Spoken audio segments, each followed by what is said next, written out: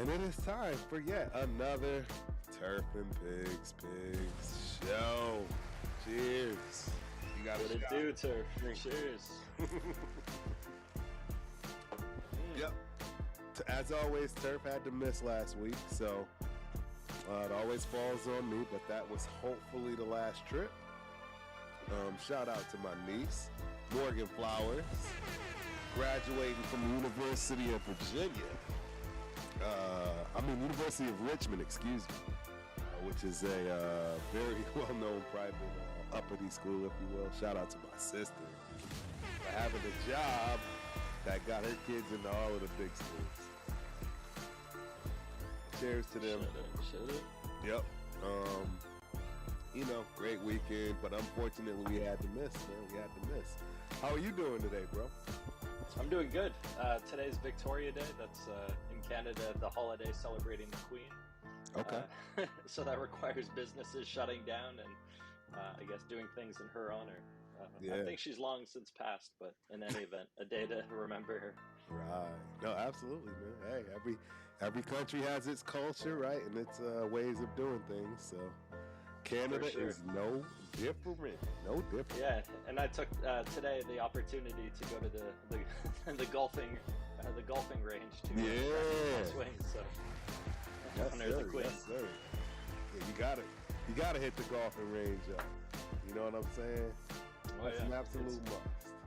This time of year, for sure. Yeah, for sure. All right, man, we got a long show today, so I'm just going to dive right on into it. Hey, Raider Nation, camp season is here, baby. The draft hype is over.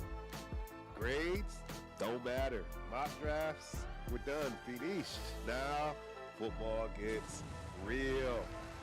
Because this is where championship teams start separating themselves, right? Training camp. Pads are coming on. Position battles are forming. New faces are walking into the building, man. And right now, the Vegas Raiders have more storylines than they've ever had in years.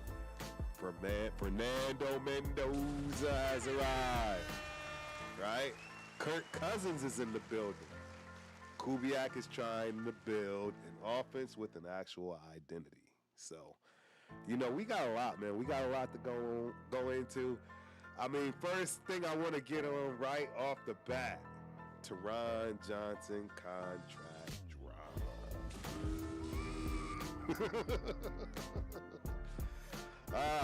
Teron Johnson reportedly wants more security after being traded from the Buffalo Bills, and has been pretty much absent from voluntary work while seeking to rework a deal. He has 2 years left on this deal, but little guaranteed money remaining. So, hey, right off the gates, man, right out the bat, what do you think, Pigs? Should the Raiders pay him immediately?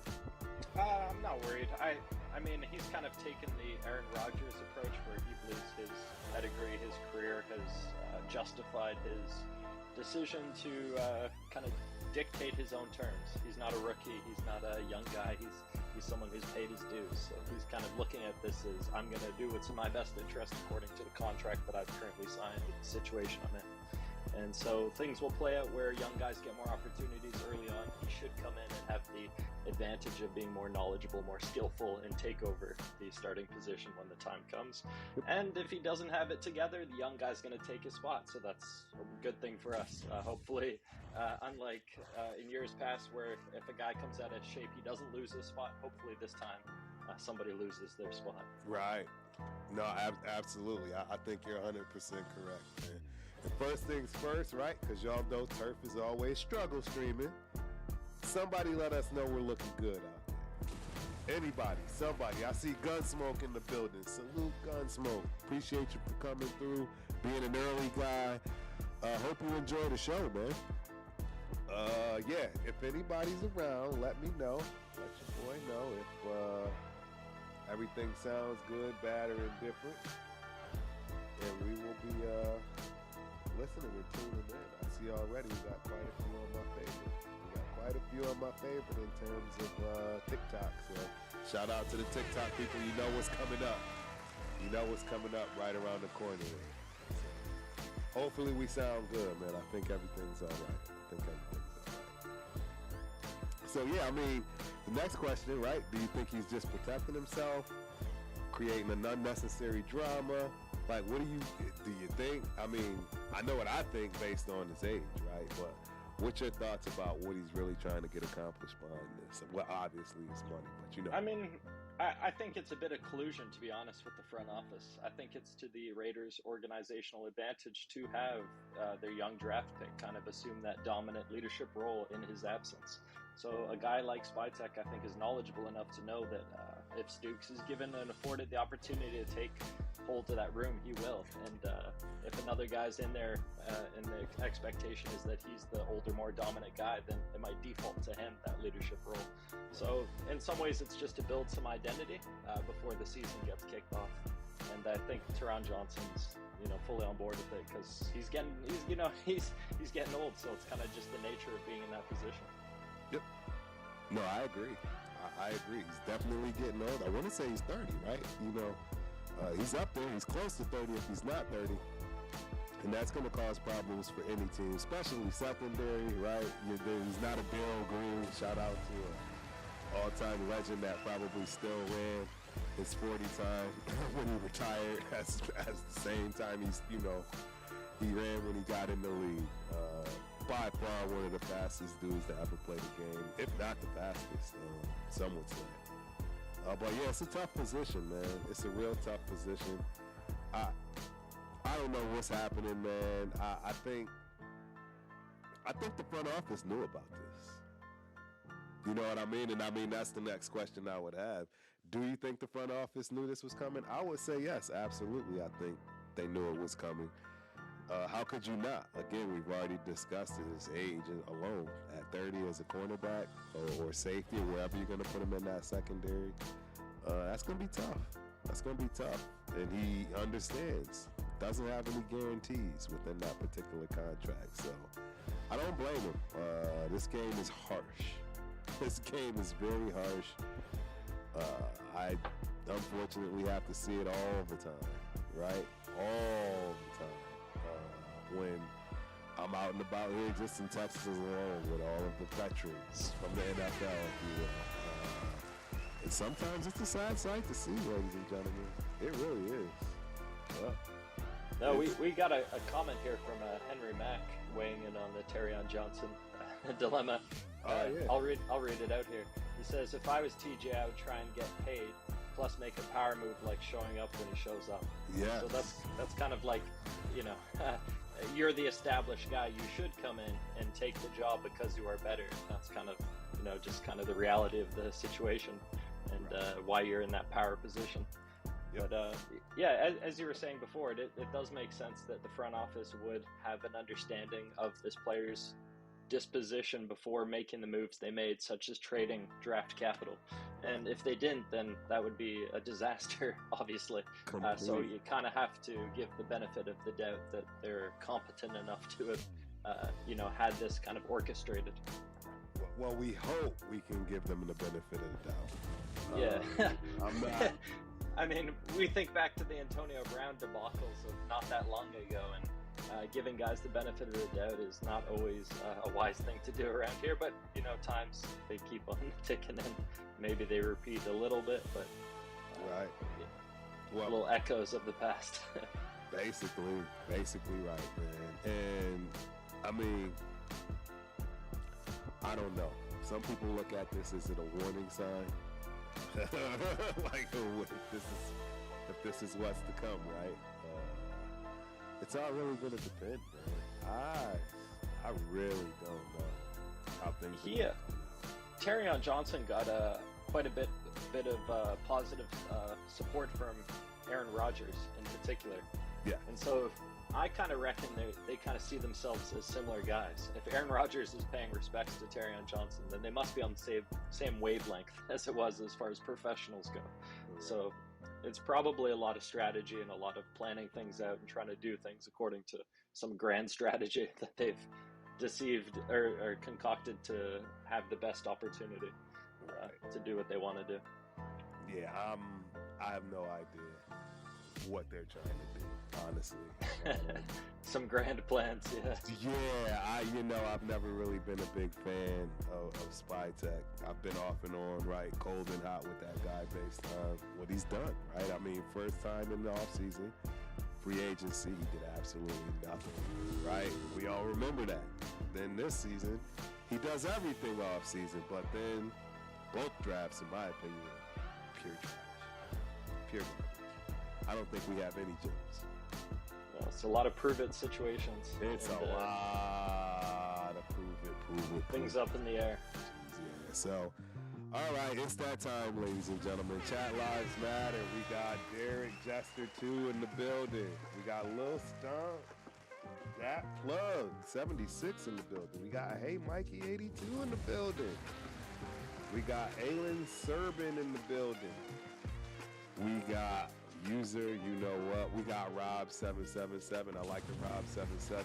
Appreciate you for coming through. Hope you enjoy the show. We got Jamie in the house. We got Wong in the house. Nature Boy 229. I remember seeing Nature Boy. We got Joey. Isaac Ramirez in the building. We got Sip. We got LA Bun Bun. We got David Camacho. And last but not least, Mr. Randy E. Poole Jr. Appreciate y'all for coming through. Hope you enjoy the show. Please do not forget to hit that like button, right? Thumbs up. And please subscribe. Absolutely subscribe. We need every bit of support that we can get from that respect. Y'all know how this thing goes, man. It's the YouTube streets. So you always got to give that, give that notice. And then last but not least, that notification. That way you know we're here, man. That way you never miss, right? So my take on this, guys, and we're going to move on, right? We got a lot to cover. I'm sure this will come back up in some way, shape, or form. But we traded for a guy to fix the secondary. And now we might have a problem before camp even starts. That's how I see it. I'm going to put it to you like this. If they let it leak into mandatory and he decides to take a stance, I'm definitely upset. I think it's all a matter of the front office not doing this due diligence. I mean, everybody and their mom knows this kid is looking for some money at the end of his days. I can't imagine you think you're going to get in here and then, hey, aha, we got you. And now you're going to treat him, and this is the problem with the front office. This is why I want scorched earth, boil the ocean, everybody go. Bye. See you later. Because of stuff like this. You don't think other veterans that could really come in and help us see this? Why do you think we always get fleeced by those guys? That's the real question I have. Why do you think those guys that are the top guys that definitely come to us for last, contract, why do they all get paid? Because there's no way they're coming otherwise. Because it's the Raiders, the front office, the way that they treat the players while they're playing, while they're in the league. By far, we're the best in terms of alumni.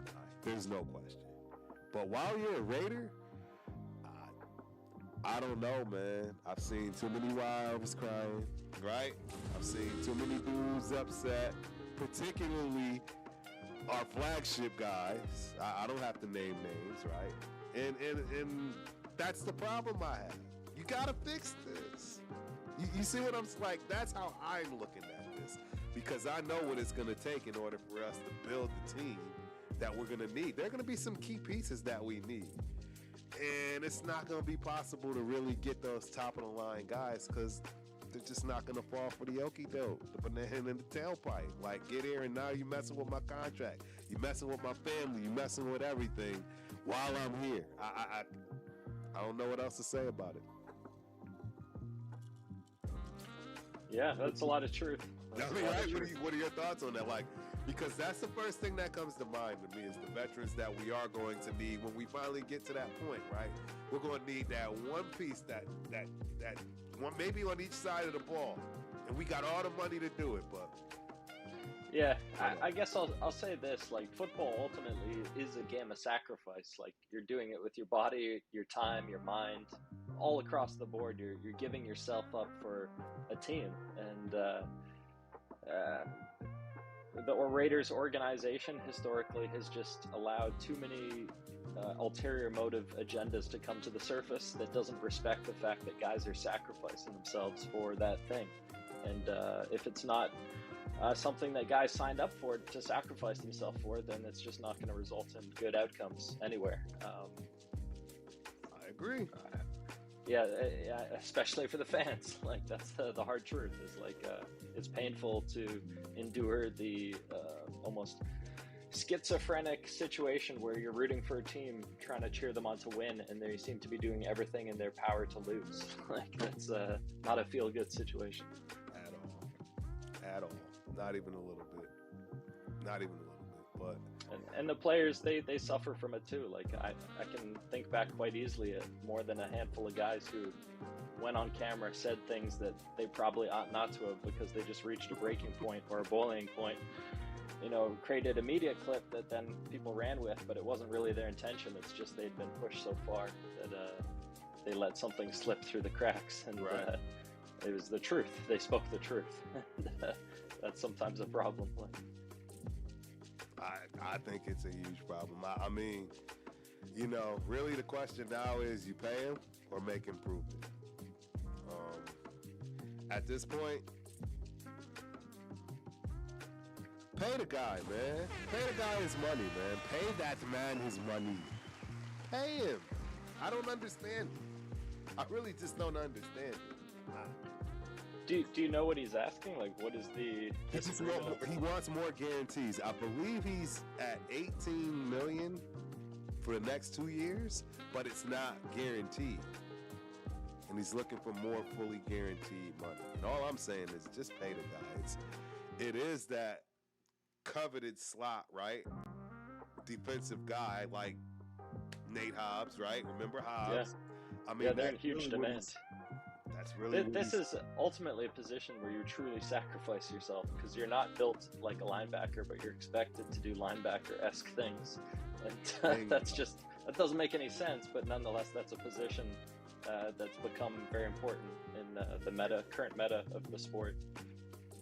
I couldn't agree more, man, and that's the thing. That's why I'm like, pay the man. Pay the man his money. I mean, even if it's heavily incentive related, give him whatever he's asking for, and at least give him the carrot to dangle in order to, you know, try to earn something and not play hardball with this guy. I just don't understand it. Uh-oh, sounded super low. Oh, sounded super low. Hold on. Let me pull this up. Thank you, Raiders Unleashed. Yes, thank you, Raiders Unleashed. Appreciate you. Let me see. Is that better? Is that better? Let's see. I think we good. Oh, good. Did you boost the overall volume or what? Oh, yeah. Hold on. I boosted the wrong one. Let me make sure. Panel. I thought we were pretty good though. Let me see. Is that good, Unleashed? Shout out to Raiders Unleashed for coming through, letting us know, you know, taking this technical woes. There's always something. Hopefully y'all can hear us now. I'm going to turn up Pig's mic a little bit more. And hopefully this is better. Yeah, let us know. Unleashed, much appreciated. Yep, absolutely. All right, yep, he said, yeah, that's better. Cool. Thank you, bro. Appreciate it. We're only 20 minutes in, too, so that's good. But, yeah, I say pay the man his money, man. Pay the man his money. Stop playing games.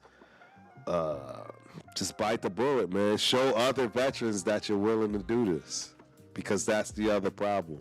I think when that time comes, this regime with the front office, you're going to feel this pain. You're not going to get that centerpiece. You're not going to get the crown jewel, whether it be that defensive tackle, right? Or whether it's an offensive piece. Maybe it's the wide receiver that we still don't have. I don't know, but There's definitely some options that we're going to need to have, and this establishment right now is not showing that they're capable of doing this right. So that's how I see it, man. I mean, you got any more on it? You got anything else you want to say about No, Mr. it's Johnson? it's pretty simple. Like it's kind of starting to feel similar to the running back situation where you have guys that are pretty rare making it to their later part of the career playing this particular position, and hence why a lot of them get into that role kind of later on as they've developed the body to handle it. Yep. So it is a rare position, and guaranteed money makes a big difference because injury is a reality for that exposure. 100%. 100%. I couldn't agree more. I couldn't agree more. And mind you, I was on board for drafting slot guys. I wanted Kyle Lewis. I wanted Keontae Scott. Like I really value that physical slot guy who's able to hit like a linebacker, but is built like a DB. Right. Absolutely. Shout out to Nico.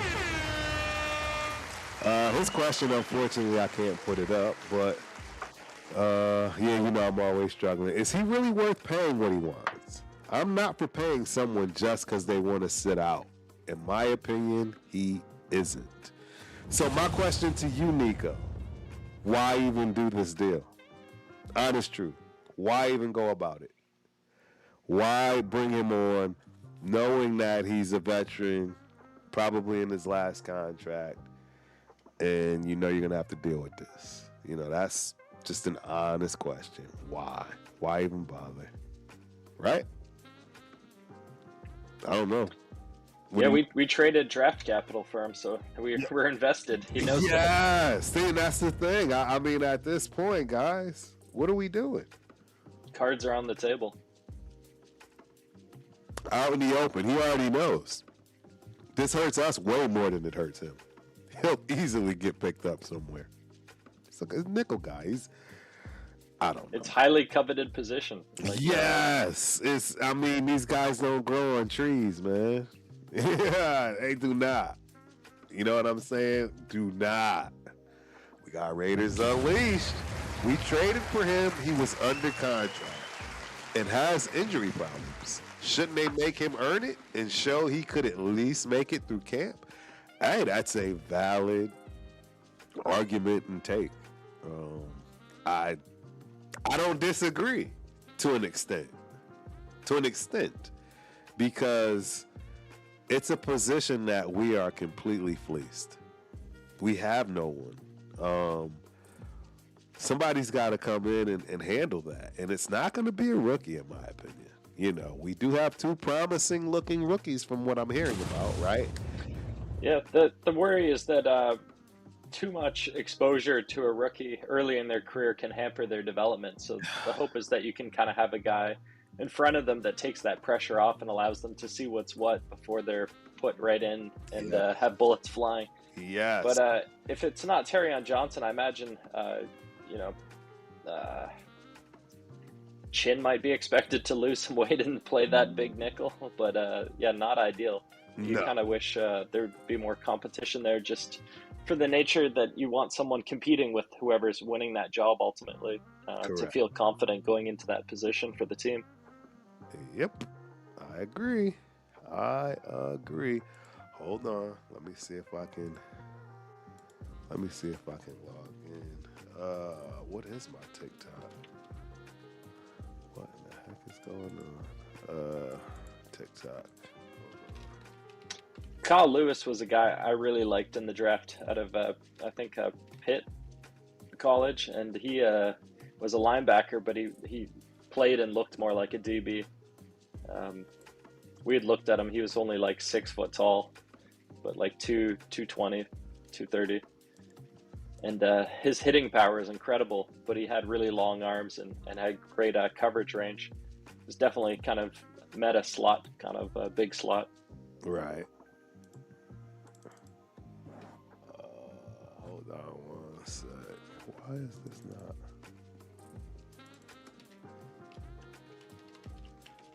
Hold on. This is driving me crazy. Unleashed feels that we have cheap guys behind him, so we have leverage, but it's one of those positions that if a guy's inexperienced and they're getting burned, like it gets exposed really badly.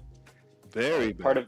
Part of what Rogers was saying about Terrion Johnson is that he's super underrated because people don't appreciate the kind of like impact he's having on a game. But you only notice it when they're not having that impact because they get exposed. Correct. All right, let me try this. Devon Lafayette for competition. Yeah, definitely. You hope that if it is a young guy taking that starting spot, that they're taking it by beating people out, and kind of going into that position with some momentum where they've definitely earned that spot against someone else potentially earning it. All right, let me see. Oh, this is annoying. Try again. Let's do that. Did you see Bowers shaved his head? He's Really? Yeah. No way. No hair. He shaved his head? He looks like a swimmer. He's pretty aerodynamic. That's got to be interesting. That's got to be interesting. Hold on, dude. I have to get this done. He shaved his head. Are there any pictures out there? Yeah, there's a bunch. I think of him practicing. Like, I really want to get, because we got this interaction. So for all of y'all on TikTok, if you don't mind, come on over to YouTube, man. It's a whole bunch of y'all on YouTube. What that helps is it allows me to put all of your questions and stuff up, like, kind of like right here. Shout out to Raiders Unleashed, maybe the practice squad. But yes, come on over. Normally I can get things up from TikTok, but I don't know why it's not working right now. And I'd much rather focus on the show for y'all instead of trying to figure out how to get these things up and running. So please come on over, hit that like button, subscribe, and notification. Cheers, Murphy's Law. Yes, sir. Yeah, so let's move on to the offensive line battles, right? Excuse me. Only Colton Miller and Tyler Linderbaum appear locked in, right? Left guard, right tackle, pretty much open. You got Trey Zoom. He could push into the mix, while we always still have Jackson Powers Johnson, who I love, but, right, the rumblings, whatever you want to say. DJ Glaze and Charles Grant, from what we hear, are battling for spots, so, I mean, what you got, man? Who's your best starting five? Yeah, I like the young guys. I'm kind of high on Grant, Zune, Jackson Powers Johnson. Those are kind of guys that I expect to get spots somewhere. Guys I'm lower on, Miller, Glaze, even Tyler Linderbaum. Like, all things being fair, like, ultimately it's relative to the contract you signed, and paying a guy more than it has ever been paid. Like, the expectations are so astronomical that it's hard to be high on him relative to the amount that we've dedicated to him. Right. So I'm more like, I guess, I'm not low on him, but I'm more like flat. Lower on Miller, lower on Glaze. Right. No, that makes sense. Turf finally got some stuff working. I got Facebook working. I figured it out. I'm a genius. Now I just got to get TikTok right, man. TikTok, man. Come on, TikTok. You're killing me, TikTok. Yeah, so our best five, I don't think are even on the team. Oh, snap. I'll boo myself. Yeah, I'll boo myself. I've never seen the fact that we're saying we're locked in with Colton Miller, and I know he'll be hurt by week 8. It pains me because, here you are talking about Trey Zoom. He's probably the only one capable of making that move on that front line right now to left tackle. I think he's probably going to be the most versatile linemen that we have. And I'm praying I'm completely wrong on this, but who else can you think of? Like who? Well, Yeah. yeah, the nice advantage with Zune is that he has the high upside athleticism that you hope the coaches can allow him to work out the kinks in his game that were preventing him from being drafted higher and establishing himself at a position dominantly. The only knock on him is that he hasn't been dominant at any one particular position. So you kind of hope that coaches are able to allow him to flourish in a spot, and wherever that is, become dominant, and then allow that to spill over into other positions if he's called upon to fill in. I agree. But I think that dominant position will be more interior, and then if he has to step out, you just hope that he's kind of adapted to the NFL game and can make that transition more easily. Yep. No, I agree. It makes a lot of sense. And, hey, I got to show off, man. Look at X. X is working, baby. X is working. I got all of our chat channels working, ladies and gentlemen. Every last one except for TikTok. And that's the weird one because I always usually get TikTok, even if I only use just the site in itself. Normally pops up, but it's not popping up right now. So we'll figure it out. Angelica Williams, the one baller, joined the building. Appreciate y'all for coming through. Hope you enjoy the show. I don't know, man. I'm tough on our O-line. I'll admit it. I'm tough. I think you have reasonable skepticism on Miller because he's been kind of framed as being like the most underrated, underappreciated guy in the league, but ultimately he hasn't really been a part of any winning effort, so it's hard to really put a guy on a pedestal if you haven't seen him really be a part of anything worthwhile, like especially as an offensive lineman where you're judged as a unit, not as an individual. Absolutely, man. I see it exactly the same way. I mean, the kid's only 30 years old. So he's got some left in the tank, like a few years for lineman years. But this is my problem. Was he or was he not hurt each of the last 2 years? No, it's a reality. And he hasn't been firing at a peak performance either. He's kind of been at that 70-80 range for a bunch of games. It's alarming. It's troubling to me, to say the least.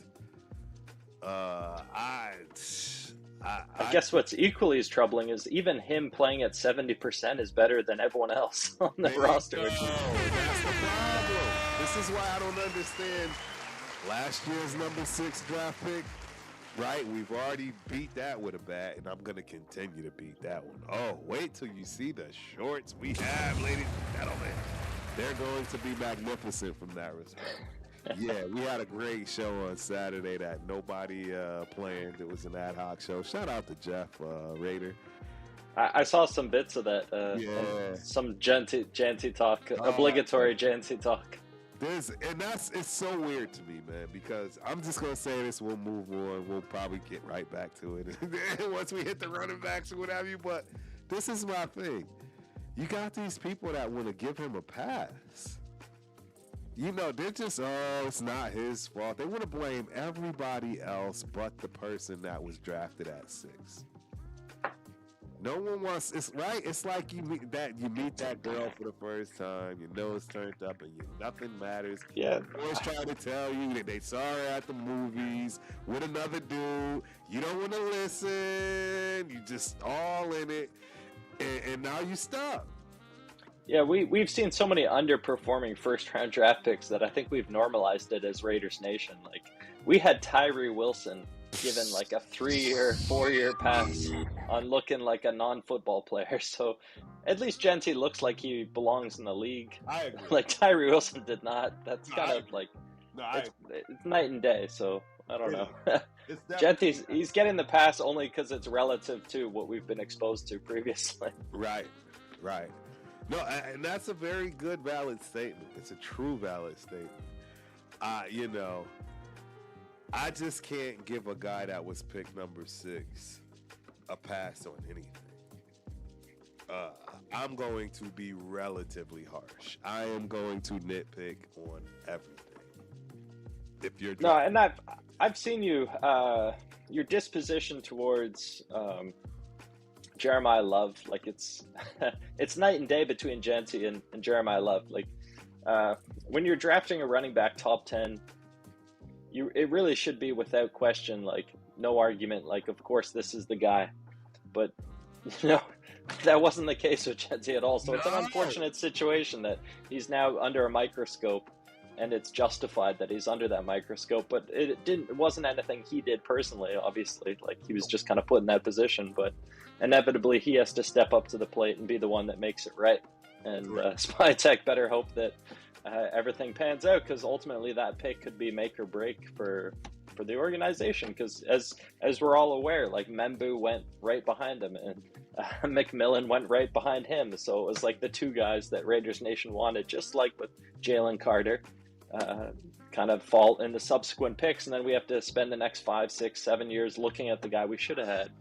But inevitably we're stuck with the guy that a lot of us were kind of polarized about, which was the case with Tyree Wilson and Cleveland Farrell and Arnett and so on and so forth. Like pretty much all the picks outside of Jacobs were pretty controversial, and even Jacobs was controversial to an extent. Like I wasn't exactly thrilled about a running back in the first round that I thought could have went in the second or third round, but it kind of is what it is. Like clearly he justified it because he stepped up to the plate and made that pick right. But True. And again, right, I always give props when props are due. But I'm just not sold. I'm not sold. This kid, number 6 draft pick, man. Were you sold on the Jacobs pick? On Josh Jacobs? Josh Jacobs in the first round. I don't think I was sold on him because he wasn't even like the premier running back at that time. No, he had that low yardage, low tread kind of tag, which no one really knows what to make of that because it becomes such like a gamble. So my thing is this: do you know the story? Did you hear him tell the story? Josh Jacobs' story? Yeah. Yeah, we discussed it previously where he didn't think he was going to get drafted. Correct. He ended up going first round, like kind of Namdi Asamoah. Football at all, let alone get drafted. He didn't think he was even going to play. He was looking for the job.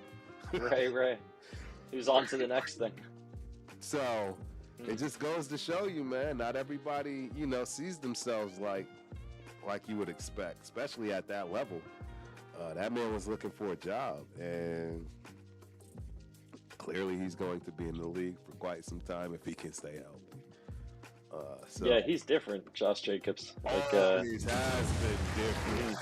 And now sometimes I do feel sick about not paying him. I pray Chris ain't listening. Please don't. One thing about Jacobs is you can tell a lot about who's a true superstar based on how other superstars view players. And Josh Jacobs got unique respect from Devontae Adams that I don't think Adams gives most players. Like, there was a mutual respect there, but it was almost seemed like Adams had more respect for Jacobs because Jacobs was the guy sacrificing himself constantly, and Adams respected that. And then, unfortunately, Adams started enduring the physical beating that a running back might endure, and maybe respected it even more. But that wasn't. But in any event, like Adams gave Jacobs true respect, and that kind of speaks to his superstardom. Yep. Nope, I agree, man. I totally agree. And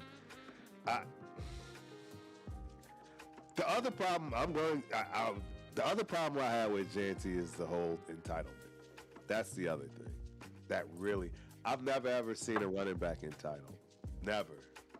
I'm being honest. I can't even think of one. I can't think of one running back that I will put on my list, of any list, that felt entitled, felt like they should have the ball, like acting like a wide receiver, a diva. It's pretty rare. Like I'm scratching my head thinking about it, but running around doing dancing videos, looking fruity. The TikToking.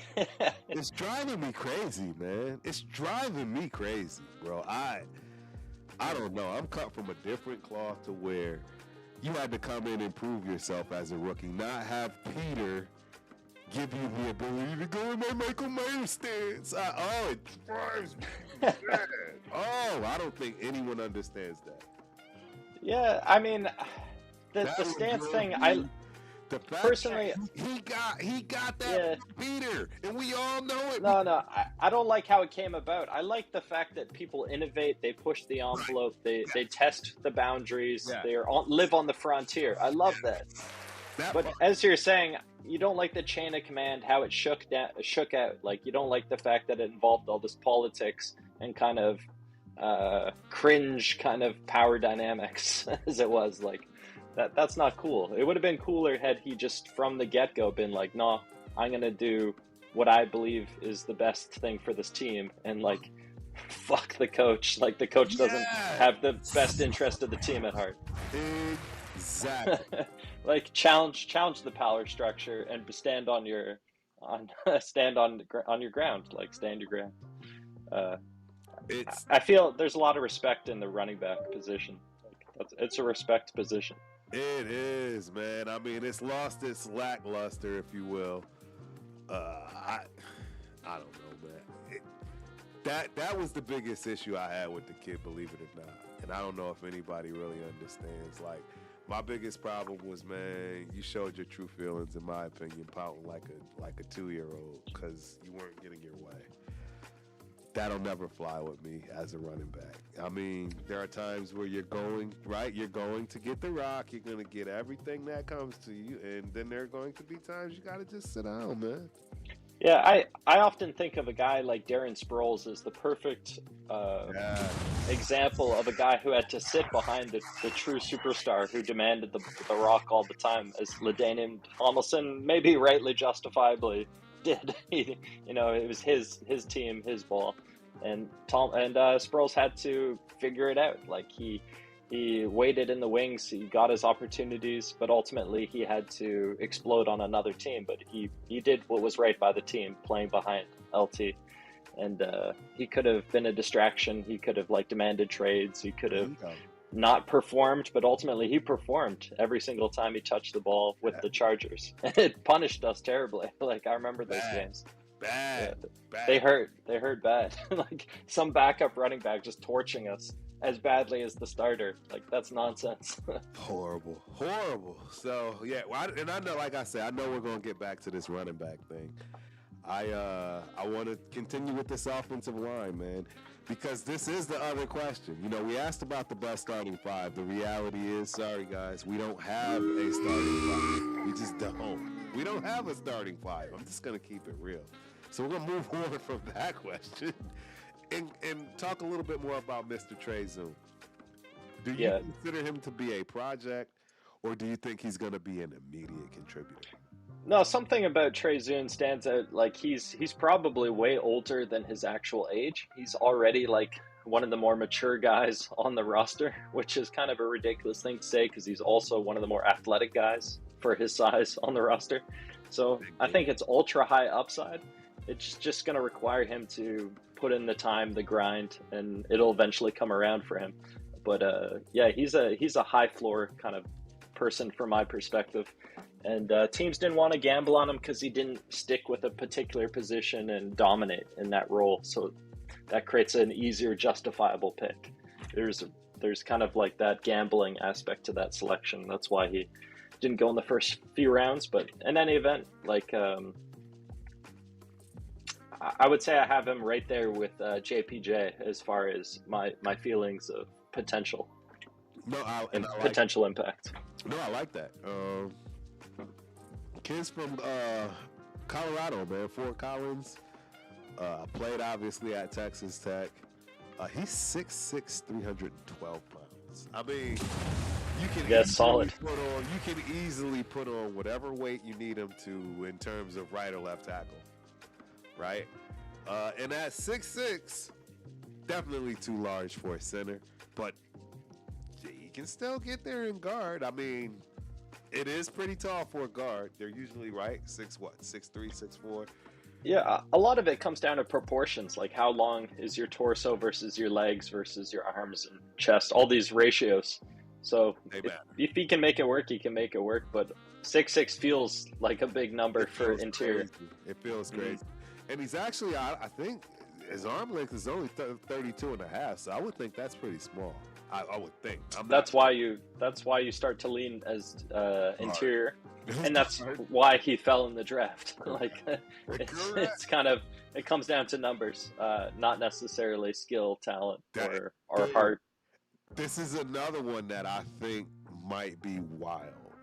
He's 6'6" and a half, but his wingspan is 6 feet 8 inches. It's almost 6 feet 9 inches. Yeah, that's pretty nuts. That explains why he's such a good pass blocker, is because he takes up an enormous amount of space, like despite the shorter arms.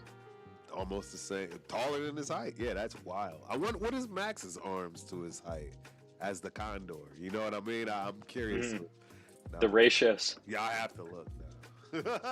It's such a massive thing in basketball, like how your ratios break down and start to determine the strategy that the team is running. Like, dude, those guys' arms be dragging. Their knuckles are dragging too. Like, you know what I mean? Those dudes are like, yeah. So look, this is the difference, and this is why Max Crosby is called the Condor. Max is only 6'4", but his wingspan 6 feet 9 inches. That's wild. That's wild. Yeah, for 6'4", he's got above average arms, which and wingspan rather. That's wild. That's wild. That can't be normal, right? He's definitely. Oh, he's built like a basketball player, which is why he's so into basketball, because he has natural advantages in that. That sport. And fighting. I don't know. And fighting, yeah, reach and fighting. Getting in the cage, bro. I respect you. Your chin's too high. I respect you. Yeah, I respect you for getting in the ring, Max. No, it's true. Like you do gravitate towards sports that you're naturally built to play. So there's a reason he has a basketball court in his house, is because he's naturally built to play that sport. He's so. Natural. But you kind of hope that all players are able to find multiple sports that they're able to thrive at, because their bodies are naturally built for that. Correct. And it makes them better at every sport. Whatever you're playing. For sure. Something else is going to make you better. But he stands up like this when he fights. Oh, yeah. His chin is really up. I'm like, Max. I mean, he could probably benefit from trying some different styles of fighting, for sure. Like, you don't want to get put in a box as a fighter, because when you're easy to read, you're an easy target for countering. That is it. Absolutely. Absolutely right. Uh-oh. AI viewers. Stream.com. I don't know who this is. I just thought I'd put it up there, though, because it's coming through on Twitch, right? We got comments coming from everywhere. I just want everybody to know Turf got this technology thing down pat now. Sure. What do you think of these new releases on all this AI stuff with agents, and like being able to run so many long projects through small prompts? You make one prompt, it goes for an hour, 2 hours, 3 hours. Well, just running tasks. Like, I'm just gonna tell you. I mean, it's taking my job. Shout out to software engineering. It's a whole new world. There's this thing called vibe coding. Yeah, I've been vibe coding the past few days. Like, this whole ChatGPT has built out this thing called Codex, which is like a special platform for vibe coding. But they've ultimately created an app for the phone now, so it's become vibe coding from the phone. It runs off your computer, but you're like giving commands from your phone that get sent to your computer that then run the Codex vibe coding software development. Like, pretty efficiently. Like, the pipeline of creativity from your iPad or your phone to your computer is pretty crazy stuff. Like, oh, absolutely. So, hey, it's no coincidence. It's no coinky dink. I mean, I'm pretty sure a lot of people know who I am. It's not Turf, right? It's Terrence, man. I have no problem telling, who my government, Terrence, bro. You can go check. I'm on LinkedIn. I have my degree in computer science. Graduated from Montana State University. Everyone knows this because that's where I played ball. Shout out to the champions, the Bobcat champions. 2025. Yeah, but yeah, I know way too much about this. I'm just gonna tell you that. I know way too much about this, and yeah, It hits on a personal level. it hits way Deep. past personal. It's going. It already has changed the world, and people just don't know it. It's changed my life inside out. Do you reckon the whole unrolling of agents to a commercial level, where now just your average person can get access to not just a prompt, but a sequence of prompts that are running autonomously and building on each other and like amplifying their initial prompts like that? That sets a huge amount of power in people's fingertips. So this is how I look at it. I'm just going to tell y'all this, and we're going to move on because I might start a tech channel. I really actually might start a tech channel. But I will tell you, I have not had to code in over a decade. And right now, I would not hire anyone to code for me, for anything. I'm going to just leave it at that. Yeah, coding is at your fingertips. Anybody. I don't need anybody. The agents that Pigs is referring to are going to be better than any human that I could ever imagine. I can context it. I'm not talking about this anymore. We're going to talk about it at another day, but yes. Like black magic. We're talking about some voodoo stuff. Yeah, it's a whole different deal. Well, inevitably, this is impacting the NFL, though. Like, if we're talking about it, inevitably, this is part of the locker room talk, part of the coach room talk, part of the front office talk. Like, because you can't run away from AI no matter where you are. You have to confront it as an organization, as a team. And if anything, you have to learn how to use it to your advantage, because I'm telling you right now, in the real world, if y'all are listening and you don't know what we're talking about, you have already lost. You are already behind. You will not catch up. You will not pass go. You will not collect 200, and you're definitely going straight to no job jail. No, you got to start worshiping the AI overlords. I don't know what to tell y'all. I really don't. I mean, if you can't see my face and the fact that I don't want to talk about this stuff, like, because it is my world, it is my life. I'm already making moves on a lot of things.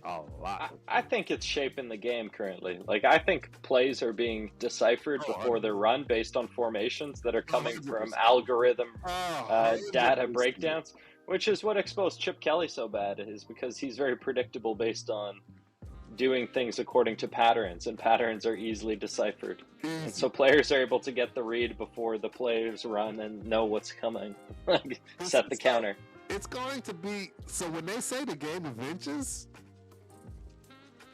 I don't think people will understand, because this is where, if Kubiak can figure this out properly, it's game over. Because he has a guy that runs a 4.340.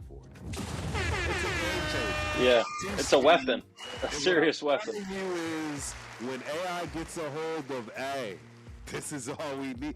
I'm going to just put it to y'all like this. AI, in less than a second, will be able to look at a play, get all the information on every single player on that play, and tell you exactly how it's going to turn out, based on who does what. Serious, I'm just telling you. Well, when you start discussing the realm of like supercomputers, which obviously isn't prevalent, but if it were prevalent in the hypothetical world and it were in the hands of NFL owners, they would inevitably use it for this use case. 100%. There will be plays that you will see Mr. Washington untouched. And it will be because it would be impossible for him to get touched. And I think it all comes from the ability to have computers really pretty much draw it up for you, period. There's things called angles, right? There's so many ways that they will draw up things to make it impossible for people to defend. Just as well as there are things on the flip side if you have the pieces. Right? And that's the key, right? And that's what I'll give y'all on this. The key is you got to have the special expertise in specific areas in those the game breakers. Yes. in order for this all to scheme up so that you just can't be beat? I once had a conversation back in like I want to say like 2012 time period at a cafe in Toronto, like an espresso bar, and it was with a guy who had clear mental health issues, but he was going on and on about NASCAR and how NASCAR was totally rigged, and it all came down to supercomputers predicting engine performance, and the ratio of gas to combustion in the engine was able to be computed by computers and predicted, and that the outcome of races was basically a mathematical equation. Wow. Obviously, I wasn't like really buying what he was selling, but at the same time, like he bought it so hard that it was hard not to respect the fact that like in his world it was so real, Right. based on the information that he was viewing. And maybe he was just ahead of the curve. Maybe he was like talking about NASCAR, but it was like 10, 15 years later was the reality that I was going to say, that's he was the tapped other thing into. too, is the question of, what did he put his money where his mouth was? Meaning, hey, he took a risk.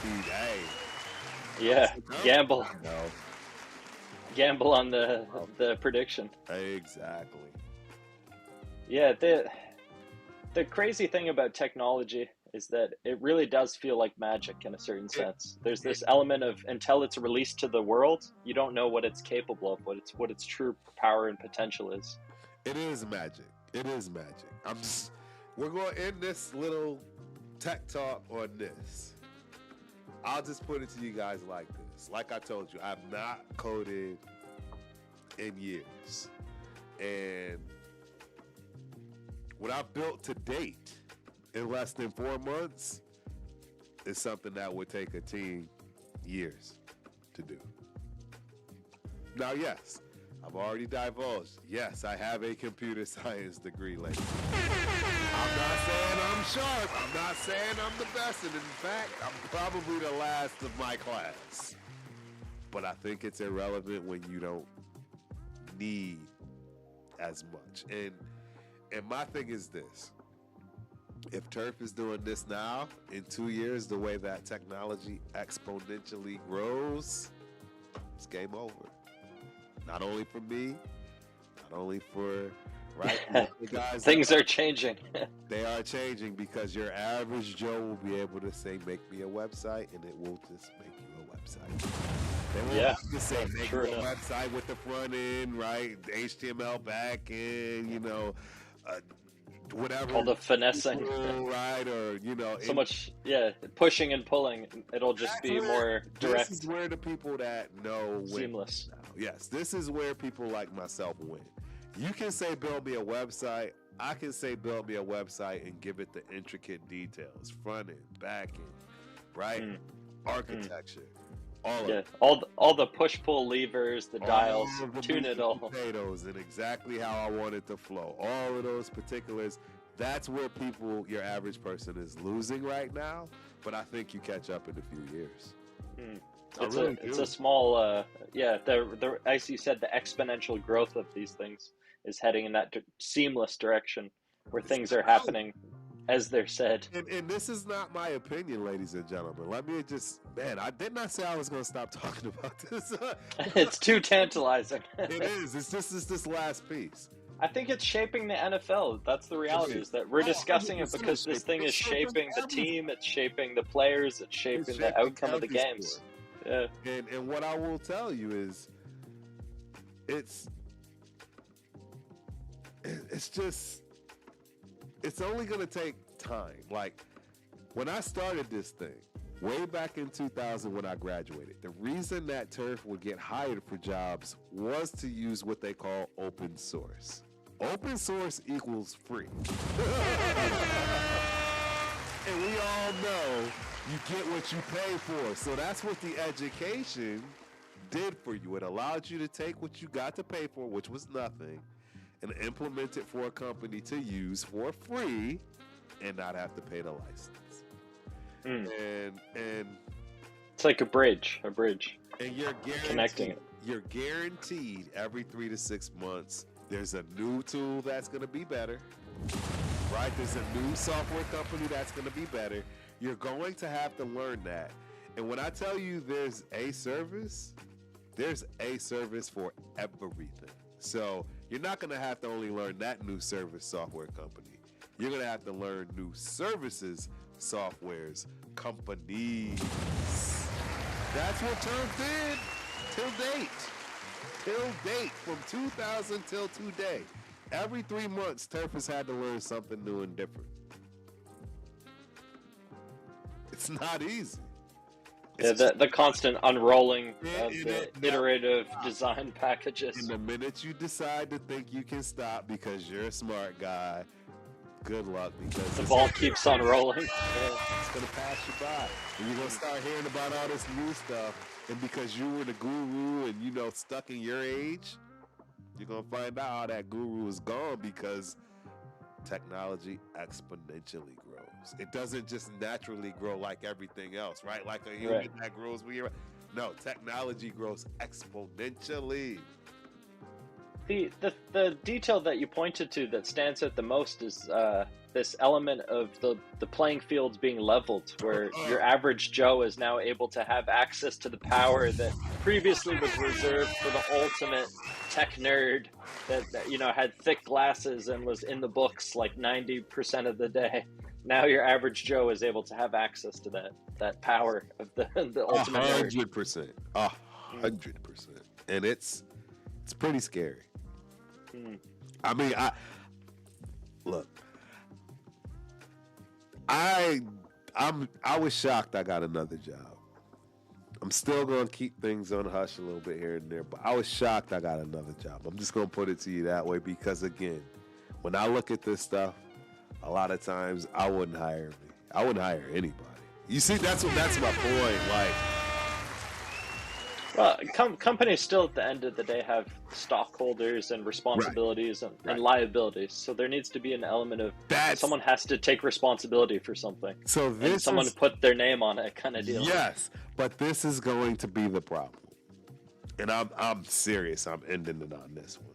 In my opinion, this is going to be one of the major problems.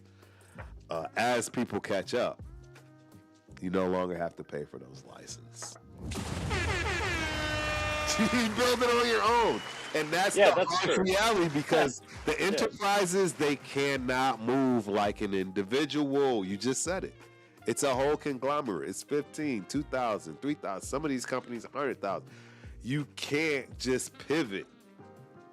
You would cause so much chaos and issues.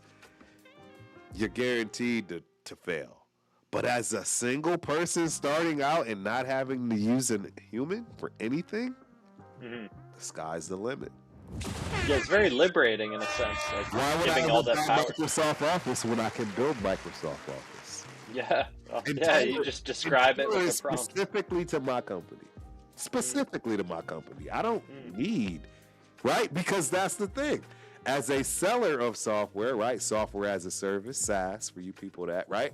That's the end target and the goal. There are already some environments in industries where software as a service is gone, ladies and gentlemen. It's already gone. The part of AI technologies and agents that is most exciting is that it can be constantly on and working, and as you're running the software is developing itself according to how you're using it. So it's it looks at your preferences and is able to adapt to that. So that's kind of liberating in a sense. Because you don't need the company making it. It's this will be the last one that I'll probably blow your guys' minds a little bit for the ones that really understand it. But it's called self-healing. So Pigs has a problem with some software. He decides to send a support ticket. Well, now no one has to look at it. The agents pick it up, they triage it, they push it to whichever agent that's responsible, right? Front end, back end, right? Database. Yeah, the packages. Yeah. And it's done. No one ever looks at it. Yeah, you have a specialized model built for that exact. Looks at it. It just gets fixed. I guess the ethical issue underpinning all this is that if that becomes normalized where no one is ever looking at anything, it's all automated, underlying ethical implication is that everyone then becomes almost desensitized to the fact that stuff is happening, and it's all just unconscious, unaware stuff that we become so distant from that we just don't understand it. Yes. And in that sense is truly magic, because it's Yeah. like unfathomable how anything is happening. Yep. And we've gone on a tangent for way too long. I'm leaving this subject. We're getting back to the offensive line, ladies and gentlemen. JPJ bouncing back. Yep, I'm JPJ. sure. JPJ bouncing back. What are your thoughts on JPJ? Yeah, JPJ's right. Yeah, go ahead. he's a guy that is truly like a free spirit, and that should be like almost embraced and encouraged, that he do his things his way. And like, I think last year we really tried to put him in a box and like put him in a mold and like contort him into fitting this vision of the coaching staff, which was clearly fucked up. And like, so this is the direct contrast. I'm sorry I cut you off, but because I have this thought on my mind and why I can show you specifically what I mean in terms of the entitlement of a rookie. Because guess what? JPJ came in with who? Mr. With number who? 6. What draft class was he with? oh, you're talking Number about 6. the offensive line.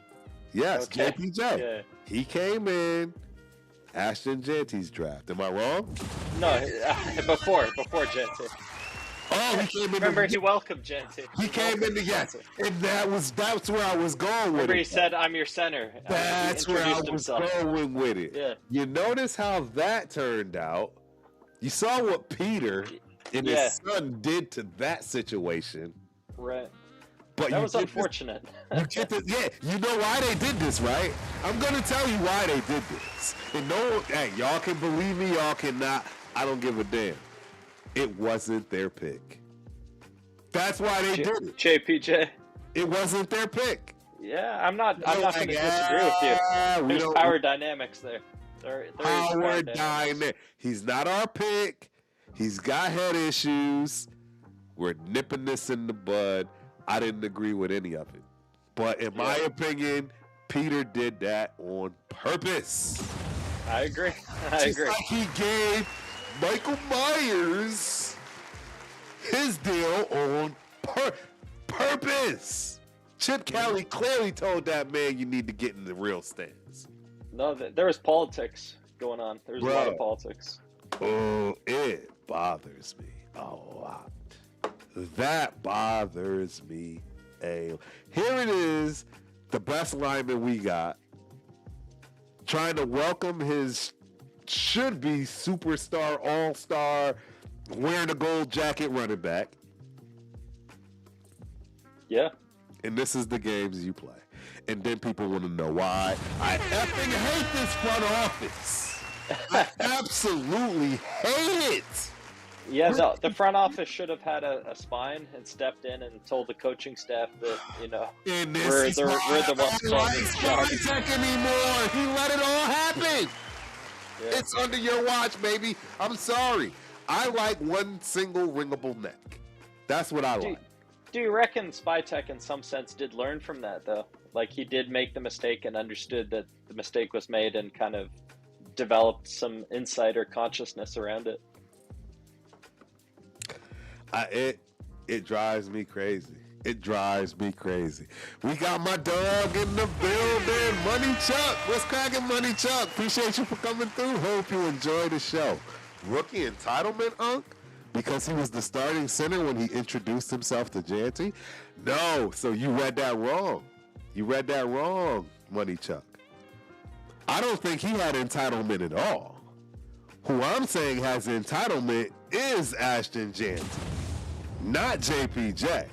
And it's very obvious they both got treated completely different, even though, in my opinion, they're both pretty much the same player as far as tier. He should have never been drafted in the top 10. Yeah, and JPJ should have went in the first round. Like he fell. Because of the injuries, the head injuries. Mm-hmm. So yeah, you read that wrong. I never ever in a million years thought JPJ was entitled. In fact, I thought he was the catalyst to that freaking front office, that front line.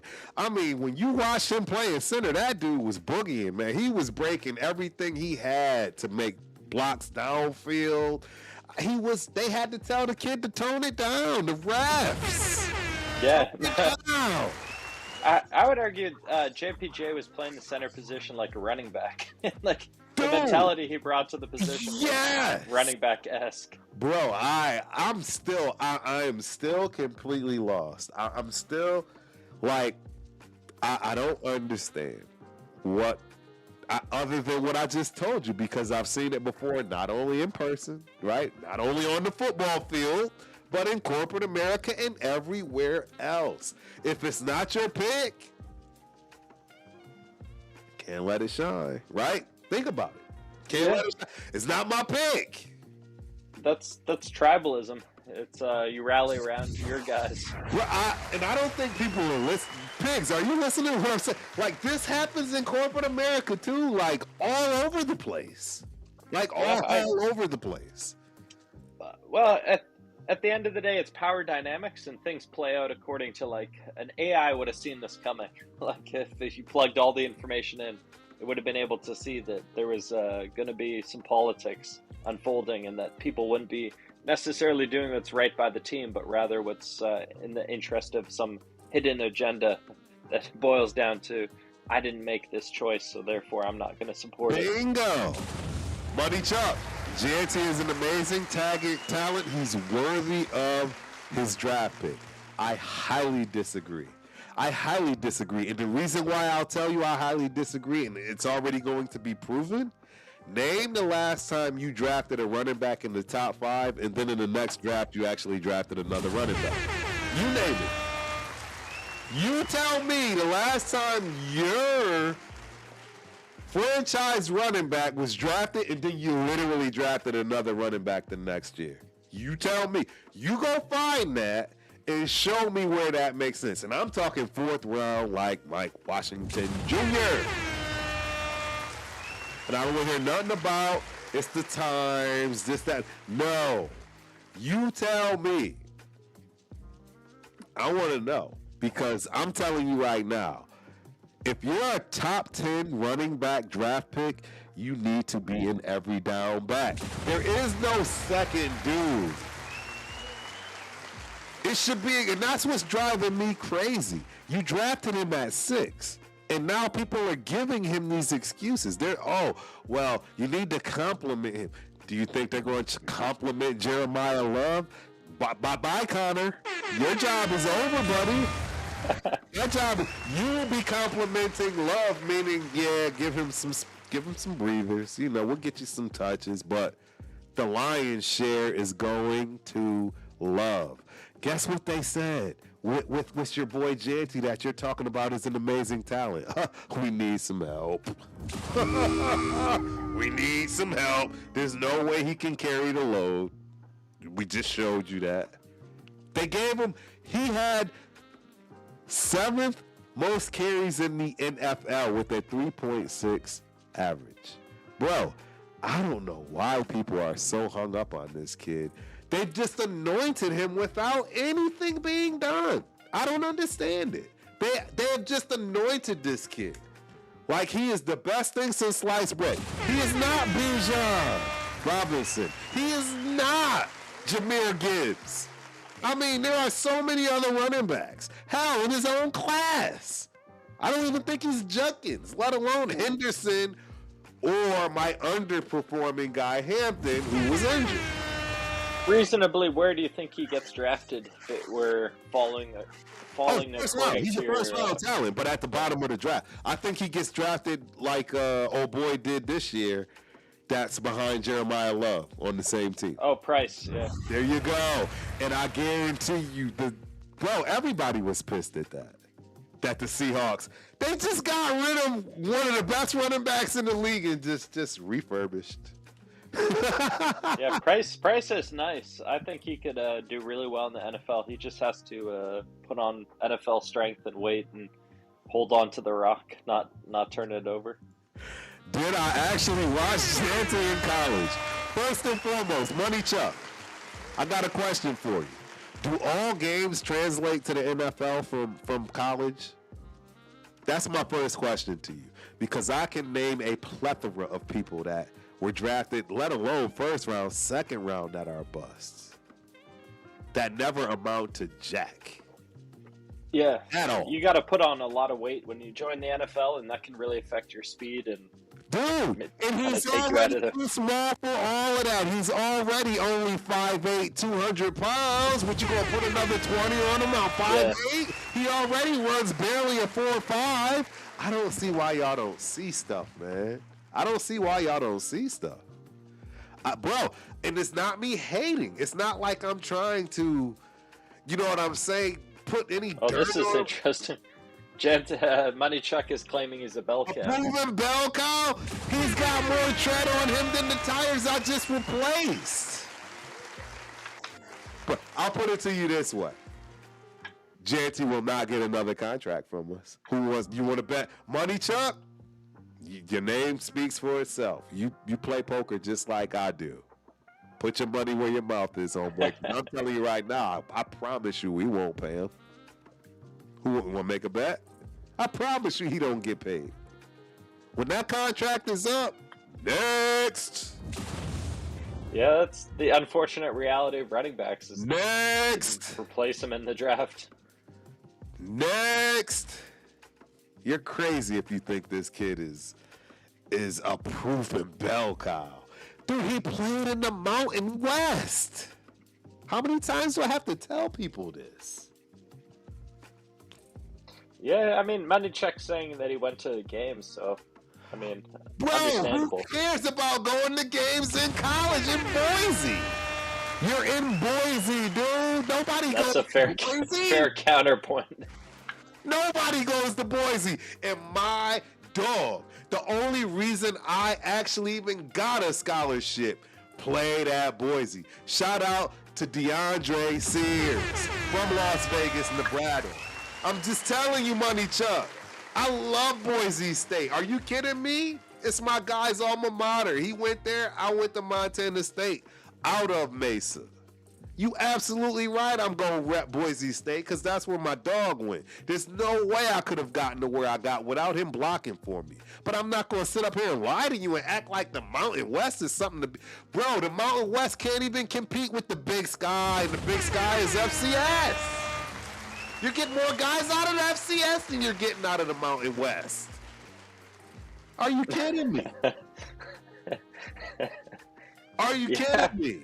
I mean, the counterpoint to what you're saying is that there is proven quite often that running backs do come out of lower ranked 100%. conferences. 100%. It does happen. It does happen. It is rare, obviously. Very rare and exceptional. My dog is in the building. Coach Gravy. Gravy, I got to pull you up at some point, bro. We got to get you in on here, bro. We got to get you in, Gravy. Because Gravy, he's an Ashton guy. He's an Ashton Janty guy. He's telling you to stop this. Exactly. He's an Ashton Janty guy. And look, I get it. I understand y'all want to fall in love with this kid. I'm just a realist. I'm realistic about it. Y'all mad that I treat running backs exactly the same, on the same playing field, on the same level. That's what I'm trying to say. Y'all talk so much about this kid. Tell me about the other running backs in the best running back draft class on the planet, and how they've done, and how well they've fared, and what they've done on this season. You can't, because you're so nut-hugging on Janty, who averaged 3.6 yards a carry. Bro, Jesus Christ. I mean, Money Chuck makes a point. He did almost get 200 yards against Oregon. Oregon did have a pretty solid defense. It's solid Oregon. Defense. Not great, but like it's solid. Oregon. Money Chuck. Money Chuck. I play at a minimum 3 days a week. And I don't do it for a living because I have a computer science degree. Money Chuck, I did that back in 2002. I played for 2 years straight and paid every bill in the house. Got a wife to prove it. Got the receipts. Just didn't make sense. that makes sense. I mean, you can make $200,000-$300,000 sitting behind the desk. And I want to grind for 15 hours and maybe make $15 that day, depending on the ebbs and flows of poker. If you really know poker, you know it's not conducive to a family. Money Chuck, I hope you won't. You calling me up, but I'm hoping I can call you up. And hey, if you're successful at playing poker for a living and you supporting the family and you paying all those bills, good for you. My bills are very high. And and a computer science degree is what allowed and allotted for me to do the things I've done, and as well as my kids. You know what I'm saying? Bro, I play at the lodge got shut down. I'm at Texas Card House regularly. In fact, my condo in Vegas is being rented out by people that are poker dealers that are dealing for the World Series right now. Oh, I cool. got a spot, not even a mile and a half from the Orleans, my guy. It's my favorite place to play poker in Vegas. What's the Orleans? It's an old school, off the strip casino. One of the what about it stands out to you? Is it? So they have what they call Omaha high-low split, and it's probably the biggest casino for Omaha. Period. And that's what I absolutely love. Absolutely love Omaha high-low. It's how I learned how to play. And I can, we're getting on all these different tangents, and I don't mind as long as pigs don't mind. But Well, that's a good one for Money Chuck. He wants to call in and weigh in on Money this. Chuck. Yeah, so this is it. So again, I learned how to play poker Omaha high-low. And as a person that's learning, your brain doesn't logically think, right?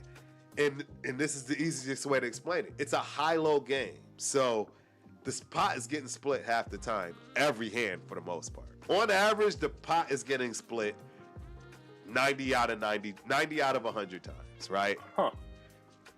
But it's a confusing game because you have a high hand and you have a low hand. And you have to play two cards for both. Huh. So it gets confusing. Very confusing. That's a lot of pressure on the It's dealer a lot to keep of it pressure. together. That's what I learned how to play poker on. And I fell in love with it because you know what? At least I can get some of the pot back. Because think about it. A low is ace, 2, 3, 4, 5. 3 people can have ace, 2, 3, 4, 5 in a poker hand of 9. So you can get even worse than quarter, but your brain doesn't logically think that way when you're learning how to play. You're just happy you're getting something back. But that's when I realized, this is very different. And then you play Hold'em. It's the most boring game you're ever gonna play. You're lucky to win a hand or two every half hour or so, and that's the rub. So yes, you're gonna make way more money. You're gonna play way less hands and hold them. That's pretty interesting. It is, and that's the thing, man. So when I'm in Vegas, I always play the Orleans because, for one, I do it more so for fun than anything. But when I'm at home, you're never going to catch me playing. We have bomb pots, so you obviously out of play Omaha. It's not high-low split. It's just straight up Omaha high. So you're not splitting the pot. It's 2 boards. So chances of you splitting the pot are large, but it's a big pot. So there's a lot to it, man. The nuances. There's so much to it. Again, I tell people this story because, hey, look, I'm very transparent. The people that know me know, and the poker world is still very, very small. That's what I'm saying. Do you know who Doug Polk is, Money Chuck? Because I can call Doug right now. I don't think you would, that's what I'm trying to say. I've been in this game for a long time, but I've been in the game as far as with the people that are in the game. I learned how to play by a guy named Lane Flack. Shout out to Lane Flack. Rest in peace. He's no longer alive. But that's how I learned how to play the game. I tell people I got my degree in computer science, but the reality is I got my degree in poker, playing with him, running a poker hall with him, being a dealer, making sure that, the room runs. I learned way more than you could ever imagine. I feel like dealing the game is you would take on a very unique advantage dealing the game because you have inside perspective on it. There's just so much. There's so much to it. There's so much to it.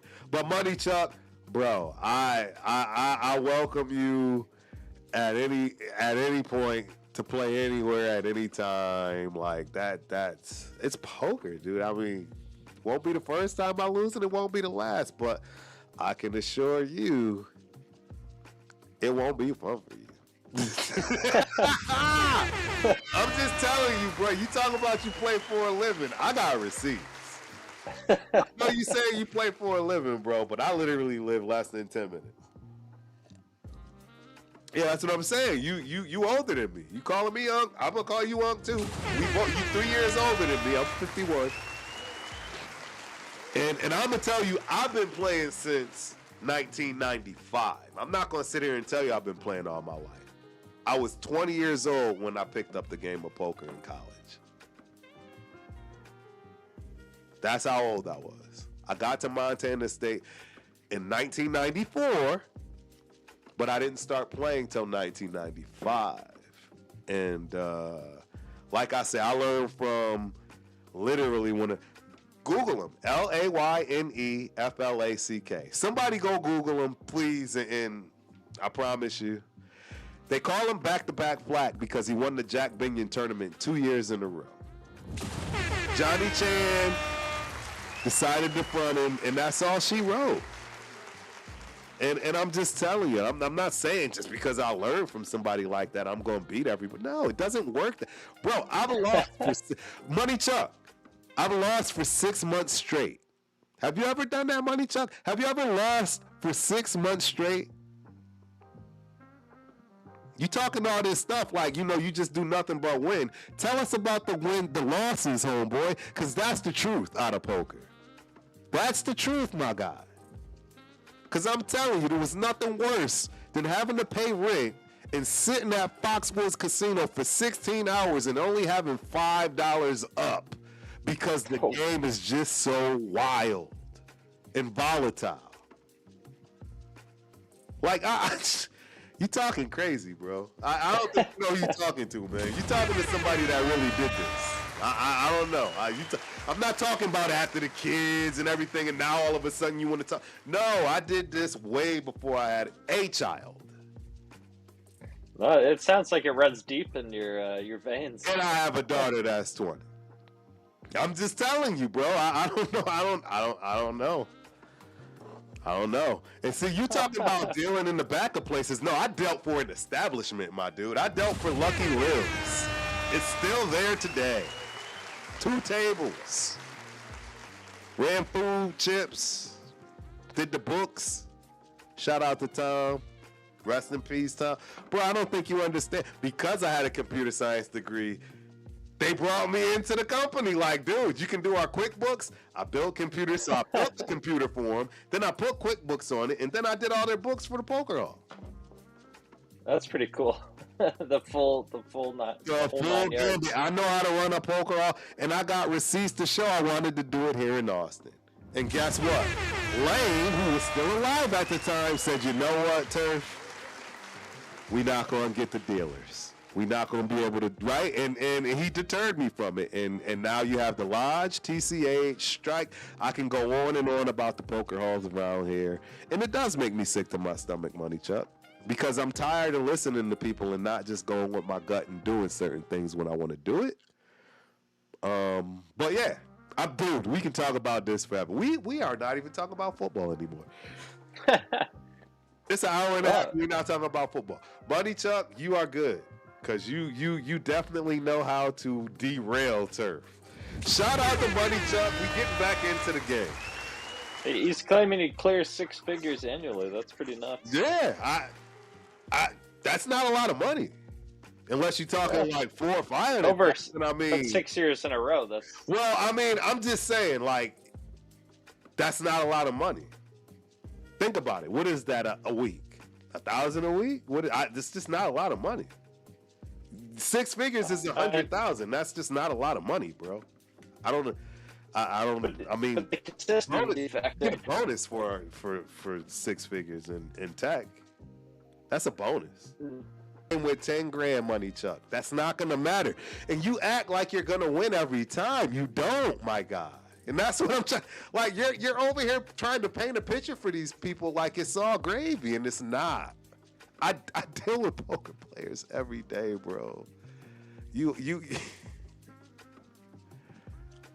I want to see pictures, money Chuck.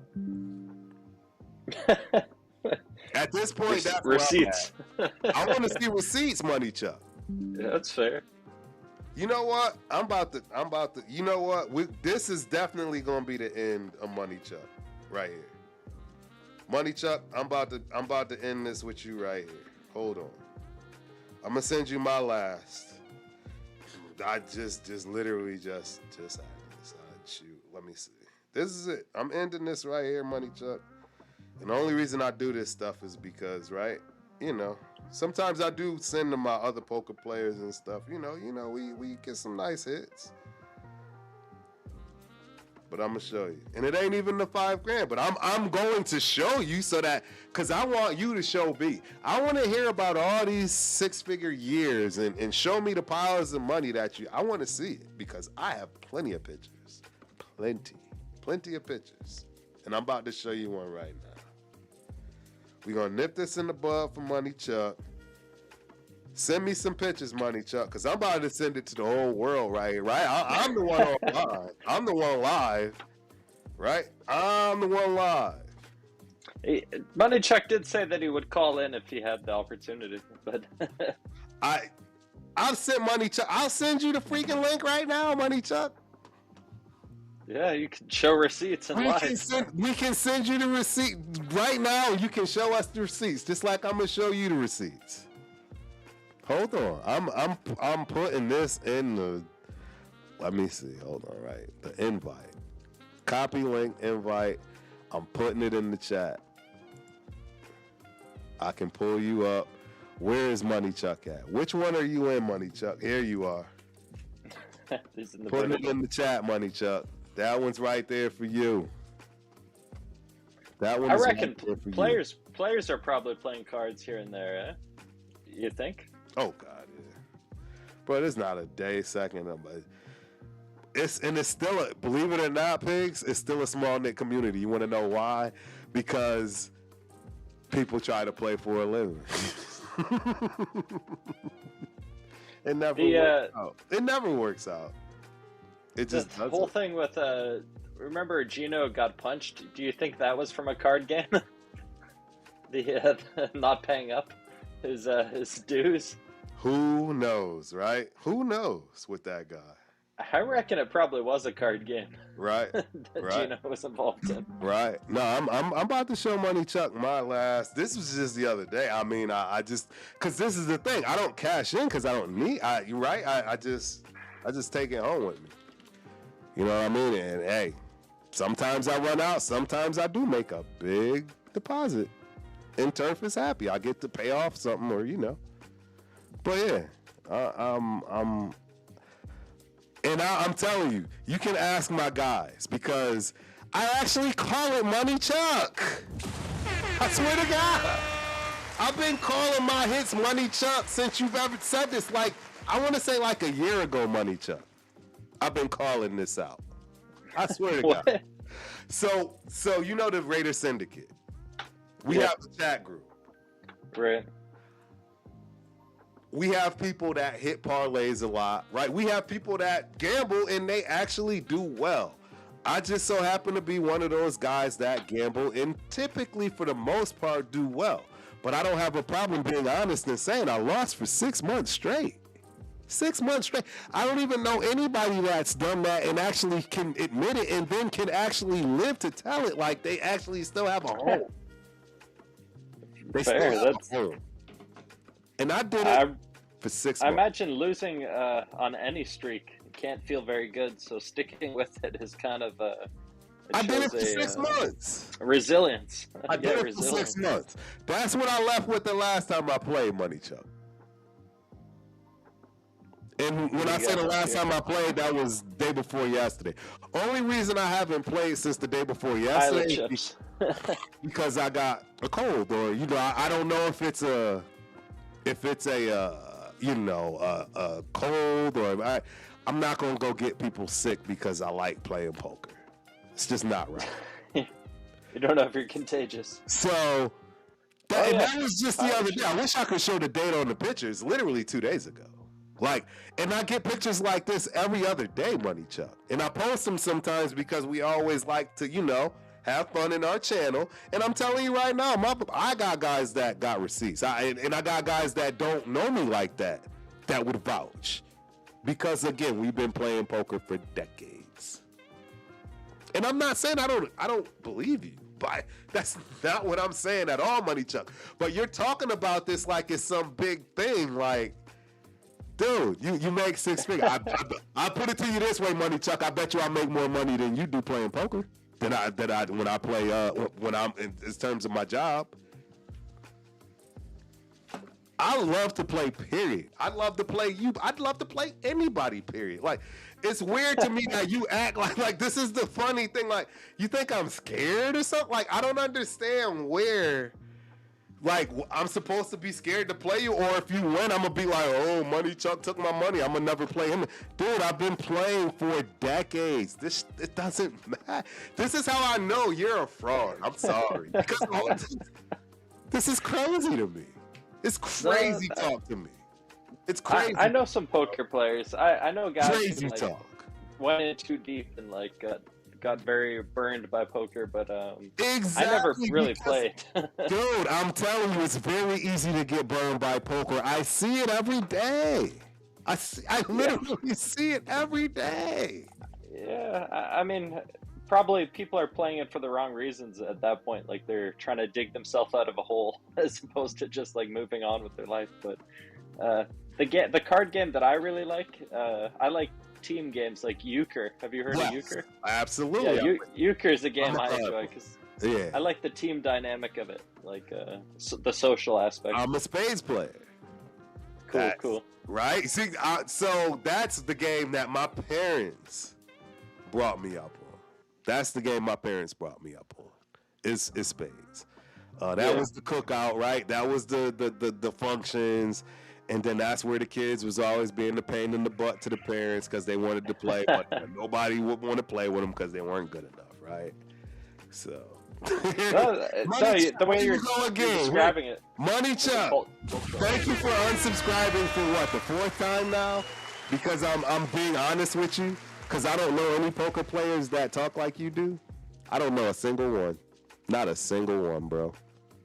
I brought up poker because you said something about it. And it just so happens that I don't think you realize who I am in terms of poker, bro. I don't know, man. I don't know, man. I'll put it to you this way. I think I know more people in the game than you do. I'll put it to you that way. And I got receipts. And when I say the game, I mean the game. I ain't talking about your California people only. No, I'm talking about people that literally have played for a living. Opened up poker games. Real stuff. Not this underground, I play in this house. My God. Yeah. Unsubscribe, dude. We go through this. So for all of y'all, shout out to Money Chuck. Appreciate you for coming through. Hope you enjoy this show.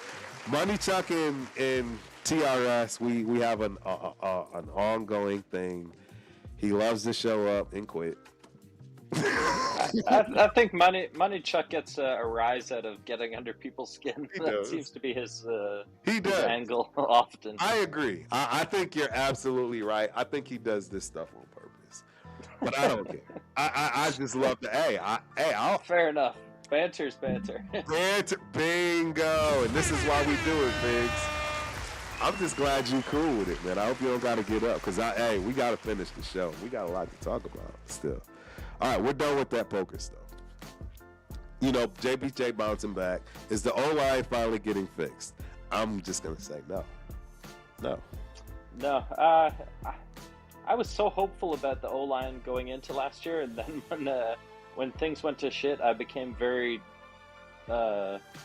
disillusioned about the future of a guy like Colton Miller, and even Glaze to a degree. Like, I really felt Glaze should have been tested more. There should have been more competition, and his development was so hampered. Like, I'm really curious to see how he bounces back this year, DJ Glaze. Yep. Because he seems like a great guy, and I like the fact he's putting in the time and the effort and all that, but needs someone to challenge him for his job. You know, I think he got anointed again too quick. I believe, you know, he got in. Everybody just dying for a tackle. We haven't had one, right? I mean, what's his name again? Starts with a T. He was on there. He was on the right side for a while. What is his name? We got rid of him. We haven't had a right tackle. We had Jermaine Illuminor a while back. Illuminor. We traded him to the Giants. He actually did well for the Giants as a tackle. Yeah, as a guard, though. I playing think. all right. He did all right. I wasn't thinking of Illuminor, though. There was another guy, but in any event, it didn't work out. It just didn't work out. And I don't know, man. We haven't had an offensive line in a decade. Like when's the last? It's been a while. Last time we had a good line, we had Hudson on the team. That feels like for ages ago. Rodney Hudson, so long ago. Dude, center, right? Yeah, big dude, just dominating. I mean, that was kind of what I think a lot of guys were hoping JPJ would be. It's like just that dominant force that takes over at the point of the point of contact, like kind of the spearhead of the O-line. Yep. No, absolutely right. Yeah,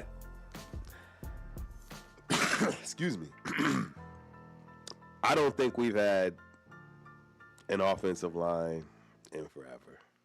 I don't know if we'll ever get an offensive line cohesively anytime soon. It depends on how the front office deals with it. Again, this is part of one of those crown jewel situations. If they continue to draft young and put some pieces together, we might be able to create that chemistry, right? But I don't know, man. I don't like how they've been drafted. I don't like the linemen that they've drafted. They've been drafting a lot of projects. Yeah, in the mocks we read, we were consistently drafting 2 guys in this past class. So that kind of goes to show that we really want to put pressure on whoever's getting the starting spot, like competition, let the cream rise to the top. But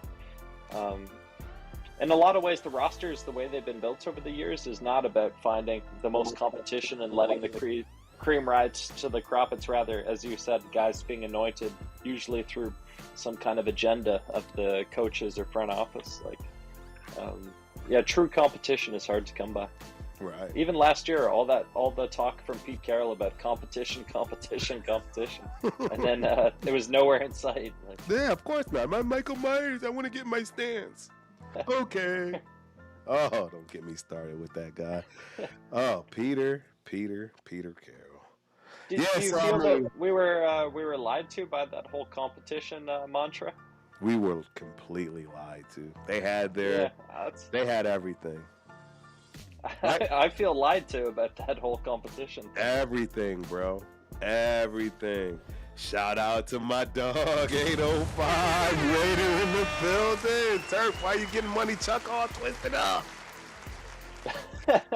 Because Money Chuck be talking wild, man. Money Chuck, it's so funny because this is the first time Money Chuck decided to tell everybody he makes 6 figures playing poker. Like, that's some big deal. The people that really truly play poker for a living make way more than I'm sure what he's talking. You know, the fact that he even say that's what I'm saying. Like, Jesus Christ, dude. I literally just sat here and said I'm making more money with my degree than I would be grinding out poker. You know what I'm saying? Like, but Money Chuck being these YouTube streets, it is what it is. We are going back. Clint Kubiak's offense. What changes? There's heavy focus on the ending of the old garbage time offense problem and building a more efficient attack around, yeah, you guessed it, your guy Mendoza. You know, Ashton Janty is expected to explode in Kubiak's system. More heavy personnel and run concepts. This is what they think, guys. Outside zone, more play action, more fullback. Janty breakout season. What's your thoughts, man? Yeah, I mean, I'm hopeful for a running back breakout. I'm not sure Janty's going to be necessarily the guy, bell cow, quote unquote. Like, I think Hemby and Washington will get a lot of opportunities in this offense. We haven't even talked. And I think, honestly, I'm leaning more towards Hemby than Washington. I worry about Washington's ball control. If he starts fumbling early, I think that'll give a huge advantage to a guy like Hemby to get more opportunities than I think people expect. I would absolutely agree with that, actually. And I think that Hemby is going to be chomping at the bit of every single person in that running back room, including Ashton Janty. And yes, he's going to be a problem, ladies and gentlemen. I don't know if we'll be able to keep him. I'll put it to you this way. If by some wild chance he is put on the practice squad, I guarantee you he doesn't stay. I think Laube is lower on the depth chart than Hemby after the preseason. I pray you're right, because I still don't understand the whole Laube pick just in general across the board. Never understand. I think he has skills, he has talent. I wonder about the fit in the NFL. Like, I think he'd be amazing CFL player. Like, you should go to the CFL. Right. His body is CFL player. Like, no, I agree. Shout out to Houston from LA. 50-55. Coaches hate fumblers. You are 100% correct. It's the fastest way to get your ass off the field. Look, I'll tell this story again. Because, see, Money Chuck likes to give y'all all the shine, the glitz, the glamour. I'll make six figures. Right? I'm going to tell you the good, the bad, and the ugly. I'll never forget this one. Pigs. I'll never forget this one, bro. This is a fumbling story. Colorado State. Shout out to Colorado State. My first year at Montana State. I've told this story before. But long story short, guy that played in the NFL, All-American defensive lineman. I want to say it was like my first of, too many carries. But I never, ever in my life felt, heard, feel the spit, the yelling, the growling. I thought this man was literally going to take my arm off of my body. Oh, he's ripping at it. As long as I live, I let that shit go, y'all. I'm just keeping it a bean. I let it go. Snarling. I let it go. It was a big, nasty pile. I was not ready for the moment. And I'll never forget it. And I got to the sideline, and the head coach himself, a tough SOB. Shout out, rest in peace to Cliff Hyson, who a lot of people didn't like. He flat out looked me in the eyes. I lied and told that man the helmet speared the ball and it popped out. When I tell y'all about film that Monday, Oh no. wasn't a good day for Turf. If you want to know why Turf didn't have a great career at Montana State, that was reckoning. That was it. I'm just going to tell you the truth. This is why I have no problems. Hey, and Houston probably knew the story. I was already telling why he was laughing, because anybody that knows these things, bro, that's the last thing you can do as a running back is fumble the ball, bro. That's it. There's no coach that will have trust. I don't give a damn what you run 40 times, how fast you are, what you bench, nobody cares if you can't hold on to the ball, bro. Exactly, Houston. I'll never forget it for as long as I live. And I had to sit in that film class I don't even know what to tell y'all. That was an understatement.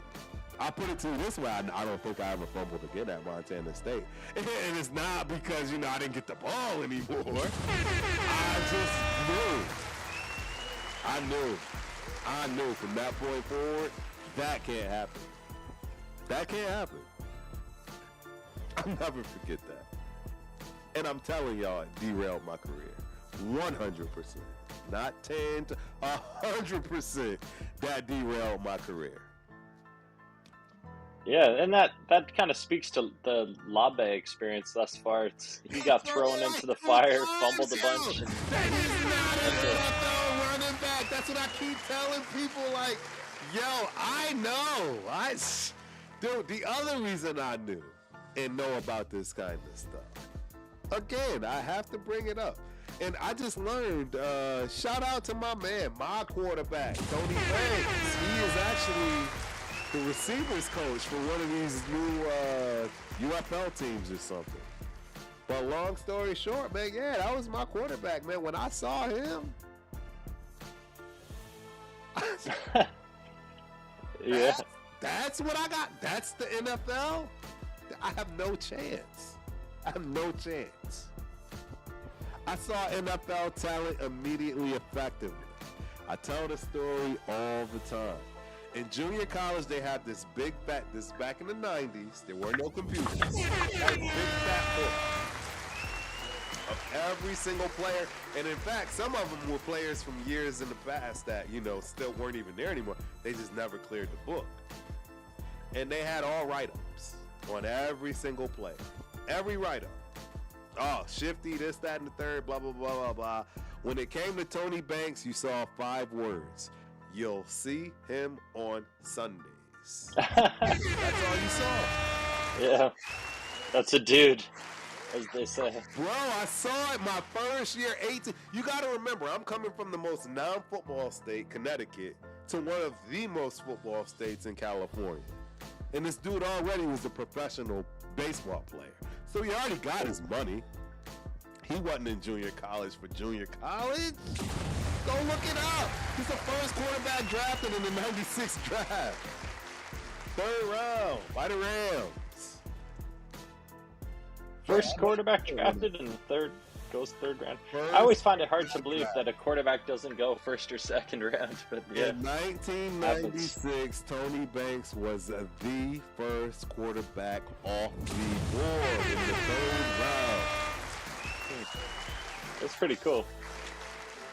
I didn't make that up. But that's when I knew talent. And that was just one guy.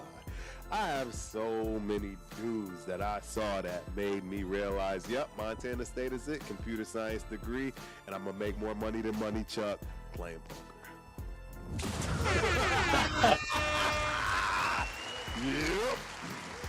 Yep.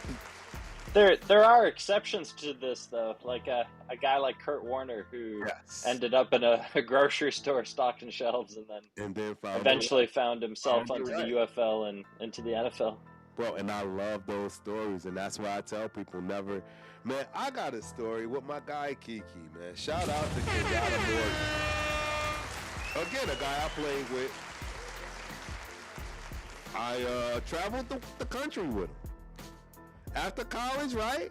He wanted that dream. I was still in college, but I followed him all over the country. Rochester. That's how I learned about Caravana. You know, I already had that conversation. Oh, cool. Yeah, Caravana. Oregon. Every corner of the country, I went with Kiki. You know what I'm saying? Because he wanted to live out that dream. And sure enough, eventually he got picked up by Green Bay.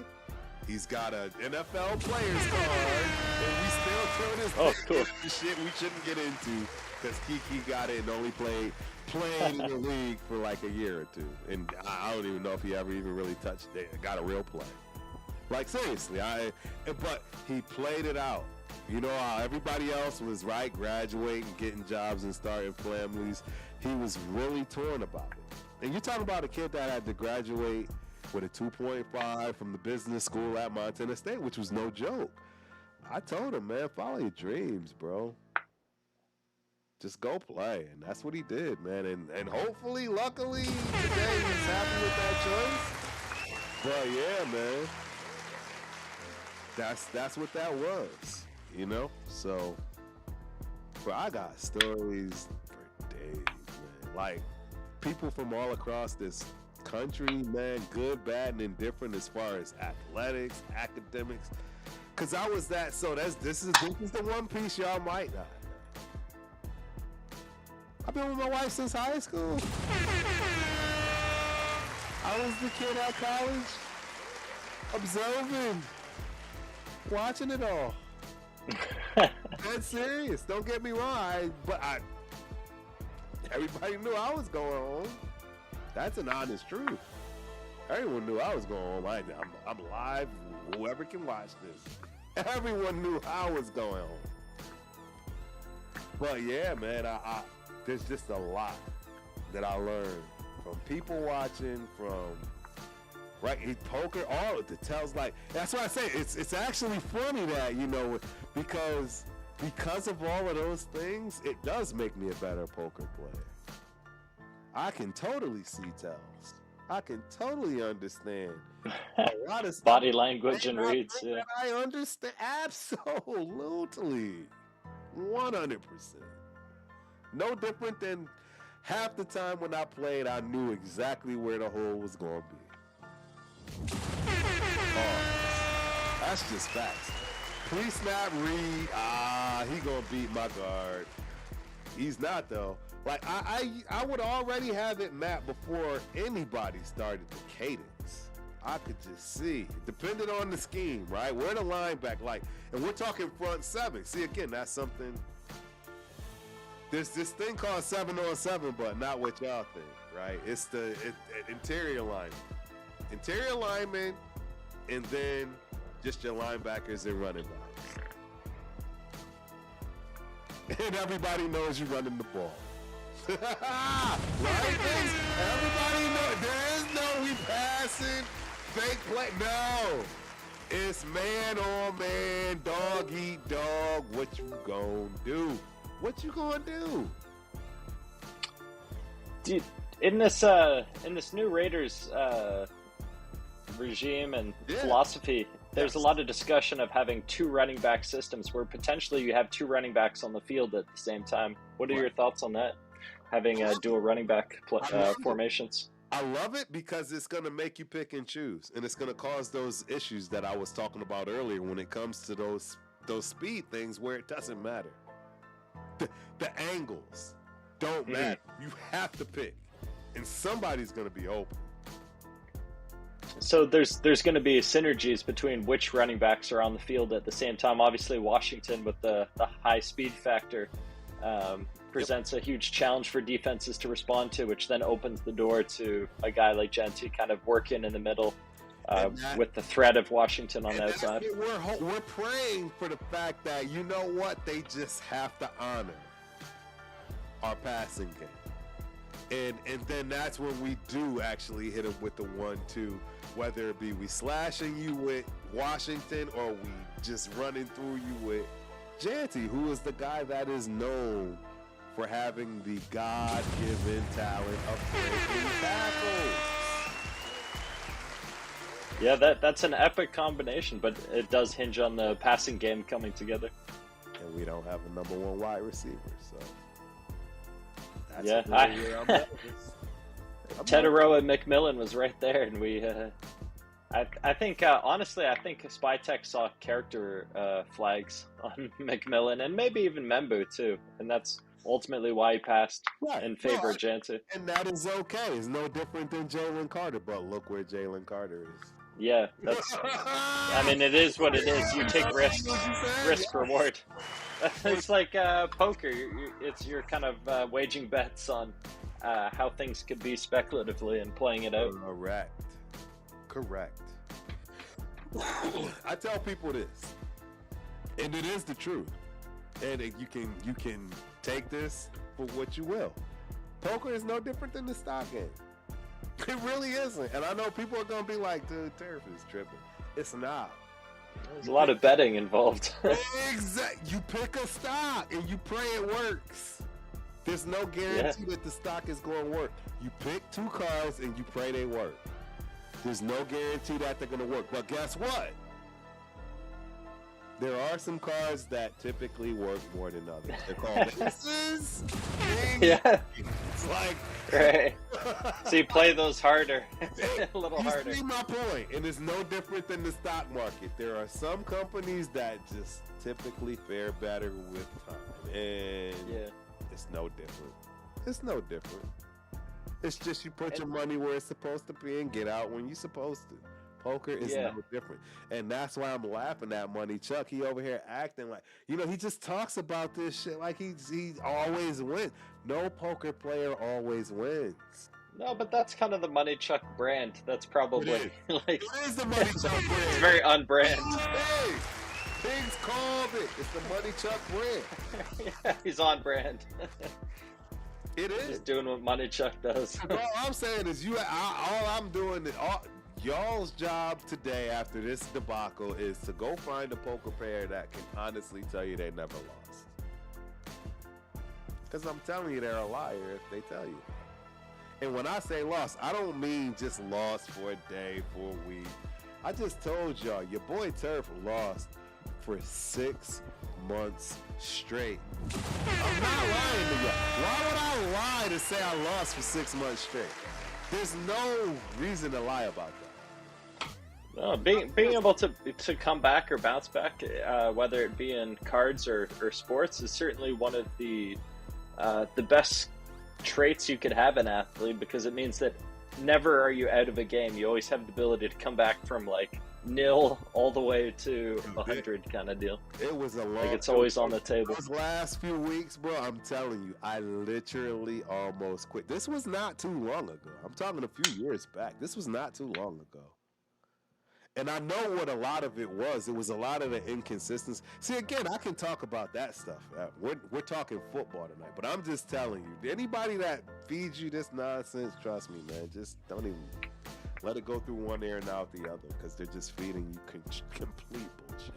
I'm just telling you, there's no poker player that's going to sit when you were losing on that 6 month streak, were you playing particular type of poker? Because you mentioned that there was the high-low. I was only playing Hold'em. Omaha high-low? No, I was only playing Hold'em. I was only playing Hold'em. I typically always only play Hold'em. Yeah. That's it. And it was just, it didn't matter what I did. I could play aces wrong. I could play them right. It didn't matter. I still lost. And I'm just telling you, I'm not the... Look, this is how you get through these things. When you're in this small-knit community, that's how you get through those kind of things, because other players can see this. They know, because nobody can withstand the ebbs and flows of poker. That's just the facts of the game. No one can withstand those ebbs and flows without having those... There is cheating in poker, because I remember there was the whole controversy. What was it? In the NBA, there was like a rigged poker games that were happening or some shit. Like, and you want to know what? This is the funny thing about it, because apparently Money Chuck came back. Shout out Money Chuck. It's so funny. He says, you have an ego like Trump, always running your mouth about how superior you do this. No, everything. Oh, so by me telling you I lost for 6 months, I'm superior. By me telling you I've quit decades ago trying to play poker for a living is being superior. I don't understand odds and math, but I have a degree in computer science where I had to go through every hard math class on the planet. Money Chuck, make it make sense. Money Chuck, make it make sense. Why are most of the poker players that they used to talk about the ones that do have the computer science we can count? Like, you know what I'm saying? Like, dude, this is hilarious to me. I mean, this comment here is pretty on brand. He's saying you're shit talker with a mic. I sent Money Chuck the link. He still didn't come up. Money Chuck, we waiting for you. Yeah, I open sent mic. it already. I sent the link. Did I not send the link? It's in the chat. Ninja link. The ninja link. I sent it to him. It's in the chat. I'll send it again. I'll send it again, Money Chuck, where I know exactly where you are. I'm going to send, and in fact, I'm going to send it. Let me see if I can send it in here. I don't think I can send it in here. I'm gonna send it to you again, man. I'd love for you to pop up because What do you think of that whole rigged poker ring in the NBA? Like the athletes. So do you know where that mainly came from? Yeah. Right here in Austin, Texas. Oh, really? This is where they got arrested in Georgetown. Oh man. Georgetown That's is crazy. 3 minutes up the street. This is what I'm trying to say. Dudes that went to jail over this, I've been playing with for well over a decade since I've been here. I've been here for almost decades. So that was like it penetrated deep in the community, that rig scandal. It changed everything. It changed everything. How was it being rigged? There was like they had card machines. Were there weighted cards? To shuffle the cards in a certain order. They also had glasses that actually see through the cards. Glasses that can see through the cards. Yes. That's nuts. Oh, they had all kinds of James Bond shit. They had all the sophisticated stuff. Yeah. Well, I mean, yeah, they were investing heavily in rigging. 100%. Wow. 100. And do you reckon, like, obviously, if it happens at one scale, it's going to happen at other scales too? Do you reckon it's probably gone unchecked elsewhere? Play house games. Yeah, it's because it's going to go unchecked somewhere. And it's so funny because, see, Money Chuck wants to talk his talk. When we first started talking about poker, that's all Money Chuck talked about was house games. These are the reasons I don't do house games. I grew up on real shit, Money Chuck. Real poker. Real establishments where if stuff like that happen, you see it on television. People go to jail for a long time. I don't play house games, bro. It shows that even within a trusted circle, there can be a hanky or funny business. They just shut down the biggest poker hall in Texas, the Lodge, which will be opening up. Shout out to Doug. I'm mad for you, bro, because they did take your $3-4 million and they're not gonna give it back. What happened? Why take $3-4 million? What I understand, the tobacco and there's a TABCC, something and I think it's in every state, everywhere. But long story short, one of the underage, meaning she was under 21, but a server, served someone alcohol. Oh. And that created a huge fallout legally. But they've been targeting this guy for a long time. Looking for dirt. They've been targeting Bud forever. They don't like gambling and poker in Texas. Y'all know this. It's the Bible state. It is literally the Bible state.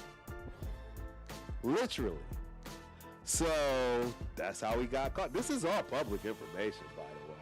I mean, this is live and real and today. This is not in headlines years ago. No, this is right now. I've been unfortunately having to travel an extra 8.5 miles or so with freaking toll fees to go play poker now. Shout out to Texas Card House, Research Boulevard. Like, bro, this stuff is Texas has the largest poker, even more so than Vegas. I'm telling you that right now. Probably MB worth. Wow. Poker is big here, bro. It is. It is. People do what Money Chuck over there is saying, coming from far and wide to give it their shot. To live in Round Rock, right? Austin proper, all these areas right here, and try to play poker for a living.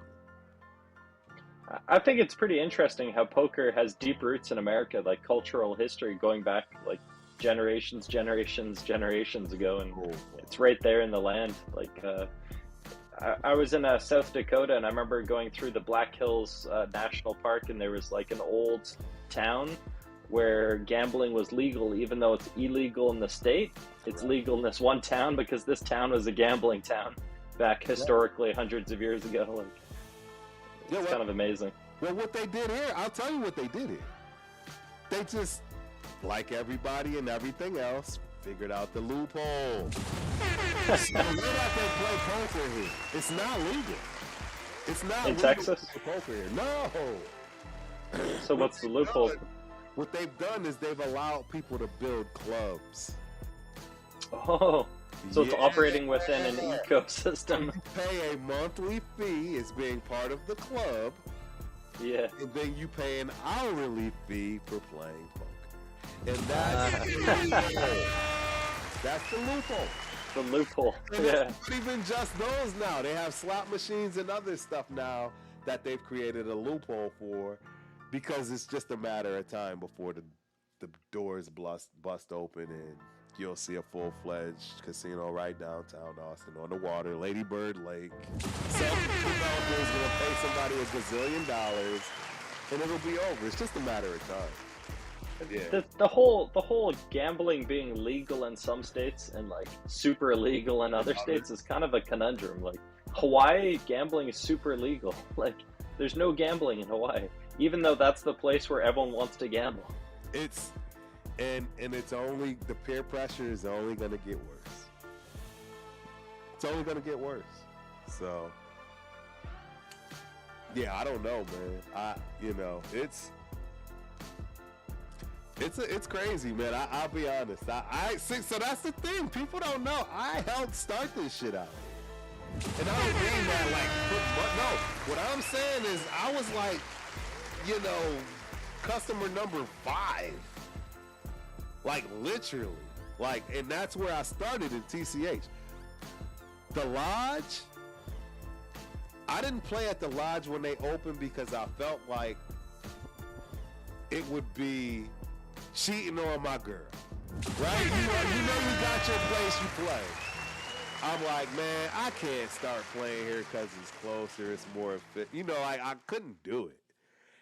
But it finally broke me down because, for one, my daughter, that was the other thing. I was already going that direction because my daughter was in gymnastics there. So for periods of time, and for the people that don't know, gymnastics classes are usually at least 5 hours. I know. That's why I have an All-American. They're 5 hours. So I got to play poker for 5 hours a day. Every day I would drop her off, and it was right down the street. That's why I stuck with Texas Card House. They opened up the Lodge. I stayed at Texas Card House, and then I finally broke down after she graduated, and then I started going to the Lodge. And that's the only reason my number as far as a player is in triple digits. Otherwise, I would have customer number 5, like I do at TCH, and when that opened. So, yeah. That's the story. But yeah, that's why poker is legal in Texas. It's not really, and that's the other thing. It's not even just poker. You can play other games. And in fact, say you wanted to play spades with your friends for money. You can come to the house. They'll give you a dealer. Pay $13 an hour. And you got a straight up professional game.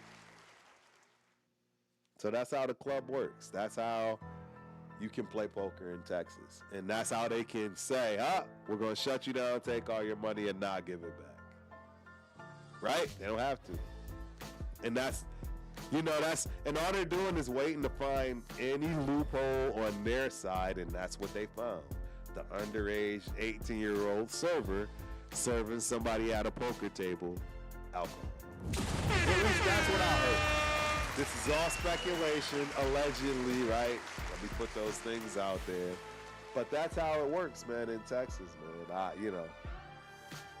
I was never ever worried or fearful that I would lose money. Even now, sitting on the $3-4 grand I just showed you, I'm not scared. You know what I mean? Like, eventually it'll open up and they'll honor it. Stuff like that. And that's what Doug said himself. Shout out to Doug, man. I feel bad for him, even though a lot of people don't, that's a whole nother conversation. But yeah, I feel bad. They did him dirty, man. They should have given him his money back, at least. But they didn't, so. Yep. There's a few channels now that I think about I should be starting, but I'm not starting them. We got to get back to football, pigs. We got to get back to football.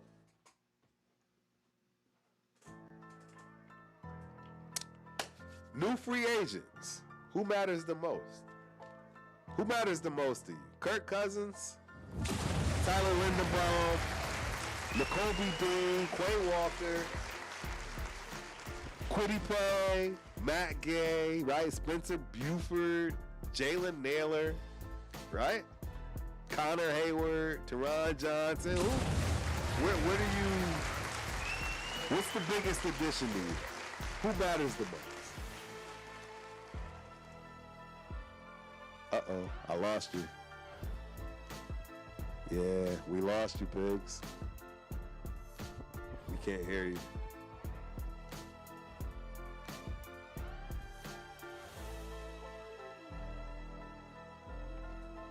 Can you hear me now? Now we can hear you. Now we can. Okay. Yeah, I don't know. Yeah, it's in the settings. My headphones were dying, so anyhow, they're almost dead. But yeah. So the question about free agents? Yes. Who matters the most, right? I mean, it's kind of it. Right? Well, actually, no. It depends. But yeah, who do you think matters the most? Kirk Cousins, Tyler. Yeah. I think to me, it's obviously Tyler Linderbaum because the most pressure is on him for relative to the amount he's getting paid and what he's expected to do. I think the least pressure with the highest upside is our linebackers. I think if they ball out, like people are going to be thrilled that we made those signings. Whereas Linderbaum, if he even has like an average season, there's going to be a lot of criticism. I agree. I wholeheartedly agree. But I'll be honest, man, and a lot of people may say, I knew Turf was going to say this. He always been a fan. It's Kirk Cousins, bro. I think Kirk Cousins, without his number one wide receiver having to deal with Jalen Naylor and company, because we still don't see any moves being made from that respect. I don't know if you saw, or maybe it was right. It's the internet, but I believe that Stephon Diggs is going to the Giants. Did you see that? Oh, is he? No, I didn't hear that. But that's what I saw. Allegedly, Turf don't want to be over here spewing bad stuff, but that's what I saw. He's got a little left in the tank. He could probably do another year or two. Yeah, that's what I saw. So, I mean, dude, giving Dart that guy, and then if Neighbors can come back all right, and it's a good fit. They got a squad, and then Harbaugh been building up that defense. Yeah, Harbaugh's in a good situation. They just have to stay healthy. That team is looking good. But my thing is, I think who matters the most is Kirk Cousins. I believe he's the only reason we'll be capable of winning 6 games. Yeah, I mean, he has to perform. Otherwise, it's we might as well be starting all rookies everywhere. Like, and the whole win now is hinging on him. And if they decide to yank him, it's only gonna get worse. Yeah, if we're yanking him, it's full rebuild, get all the rookies out there. As long as Kirk Cousins is starting, we're kind of in a win now. Like, kind of that's the agenda. Is we have to win as long as he's starting. Houston, you hit it. Houston. Don't Cousins and Naylor have a chemistry a little? That's why I think they're not giving him a number one. I think that's their number one for him. I honestly believe that. What else can I think? I honestly believe that. I mean, Naylor's getting paid quite a bit, so it's not like I wouldn't say he's a true 2 or 3 because he's getting paid like a little above a 2. So, but expectations. And has he ever shown that he was a true number one? No, never. He's showing flashes of being very solid, but we'll see as far as like leaning on him when clutch plays have to be made. If he I don't trust it. Look, Turf has always been a glass half full guy. Is not that way anymore. I don't trust it. No, I'm serious. I have to be honest. Well, that's fair. Our receivers are definitely a weak point on the whole roster. Terrible. Receivers need to prove himself the most out of all the positions. Maybe outside of offensive line. those two. Money Chuck, how can you say the link is not working? It is working. Bro, there's no other link to give you. It's the same link that Pigs is using. Do you still have that link somewhere? I mean, it's the same link, but I'd rather you post it so he can see it and try it from there too. I assume it's the same link. It's the same link, yeah. I have a much longer link. Do you want me to post it? Yep, post it to him. If whatever gets him in the room, I'm looking at it. It won't post because it's too long. The link I have. Huh. And that's the one you used to get in? Yeah. It's Wow. like a huge link. It's very long. Interesting. Maybe they've introduced some new technology for Video Ninja that I'm not privy to. But I posted it twice, man. I don't know any other way to not post it. Or to post it, I should say. But Can I join this? Oh, no, I can join. Okay, never mind. So you can't join the short that's version. what I'm saying. Yeah, shout out. Yeah. I gave you the right link, Money Chuck. I tested it. Yeah, he just joined. I just sat here and watched it. So I don't know why you can't get in. It does work. I don't think you want to get in, to be honest, because you've been working for a minute, bro. And I done sent you the link a few times. I ain't talking about just today. I've sent you the link on multiple different occasions, man. Shoot, I'll have a show with you tomorrow. Call in, whatever. Shoot, I'll call. You can call my phone. I ain't gonna put that out there. I ain't got time for it. But I will give you my phone number in the DM. DM me on Instagram. I will give you my phone. I'll put you right here, just like I think a Money Chuck debate with Protect the Shield podcast. Oh, it would be monstrous. Severe versus Money Chuck. It would be monstrous.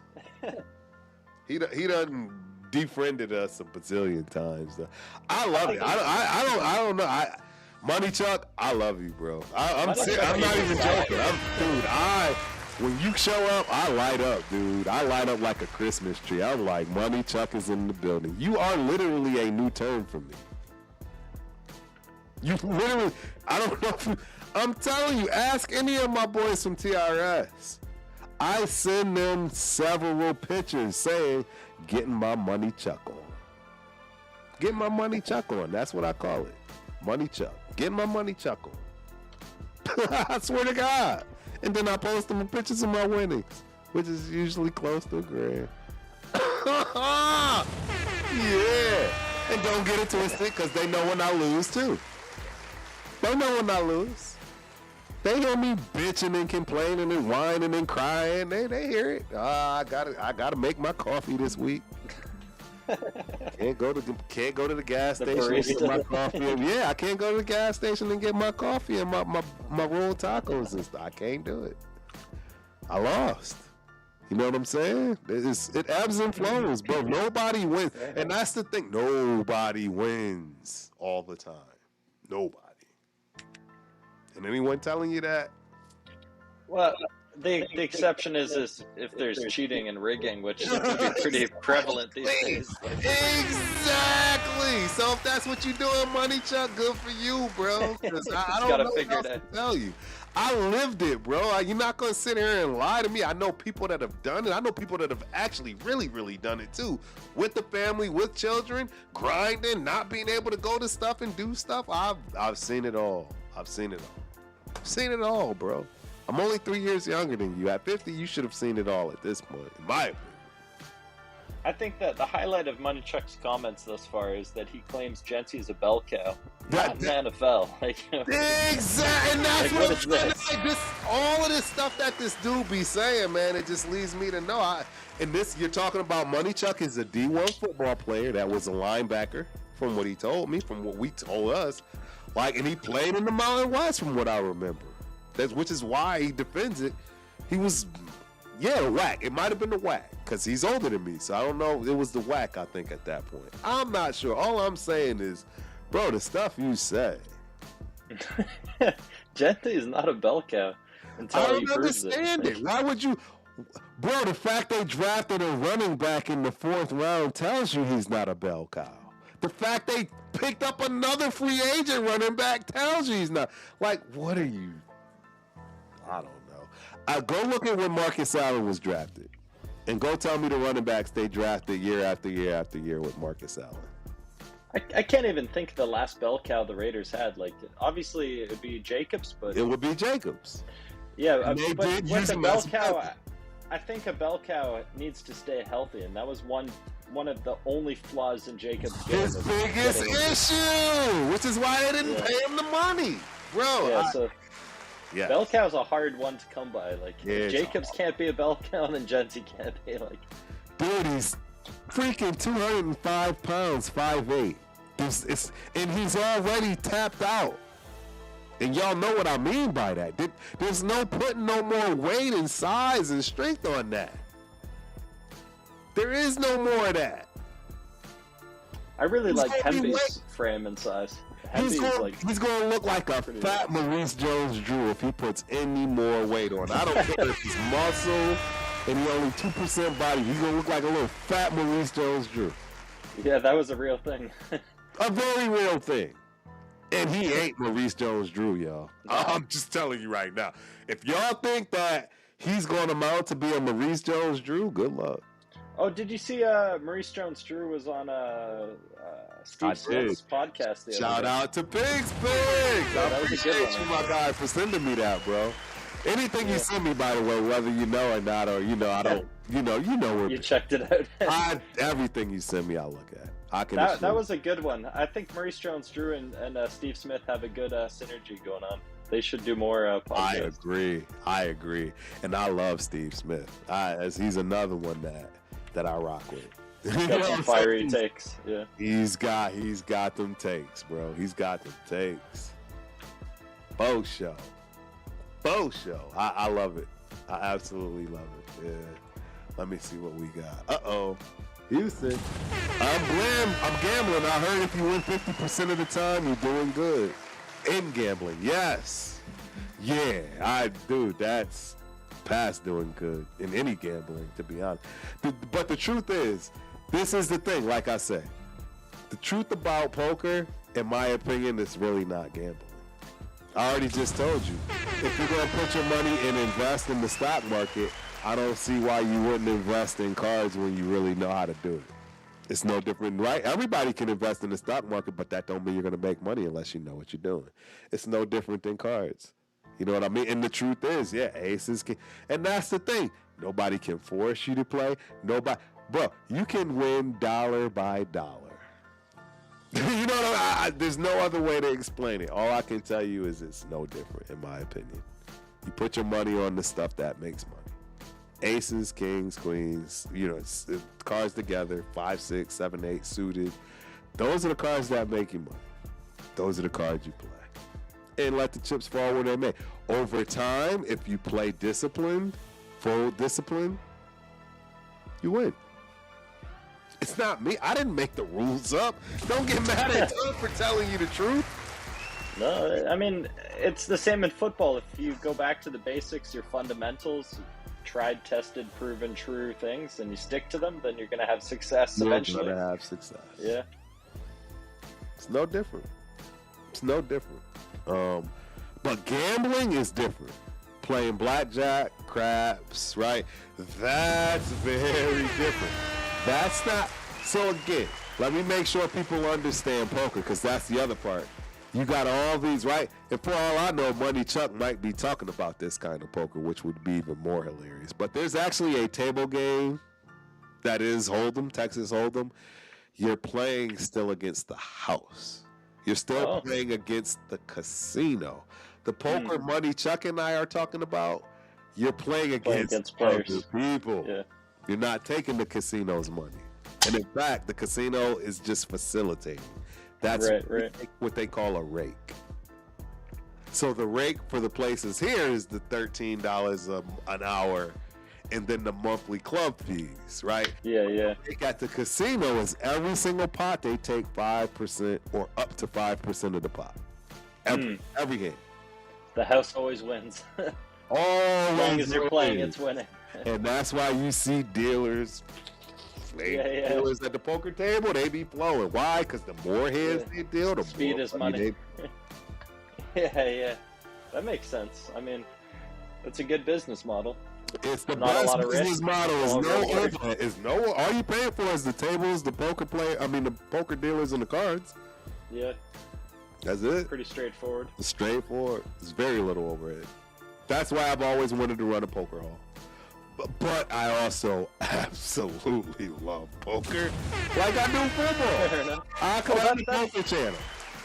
That's what I was about to say when my mic was cut off because my headphones died. I was saying that it would be really cool if there was like a Raiders resort in like Central or South America that was also like facilitating gambling and such. Like, Be so that'd be dope. pretty wish nice the M- synergy. I wish the M had poker. Shout out to the M, right? The Raiders official spot. Let me run a that'd be poker hall sick. at the M. You'd make Nice little money. I synergy. promise you. Oh, I promise you make money. I know how to run a poker hall. I have experience. Straight up, real life experience. Like, and you're in the casino, so I already know how to make it pop.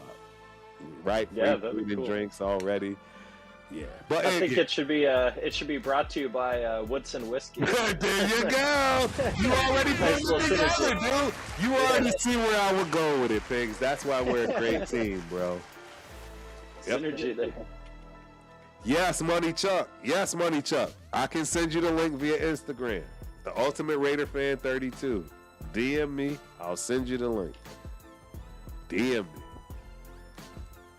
Yeah, and the truth is, Money Chuck, I did plan on going long because Pigs and I missed last week. But typically, usually I go to the poker house as soon as I'm done with my shows, bro. It's only 15 minutes up the street. That's typically what I usually do, because, like I said, I like to play at least 3 times a week.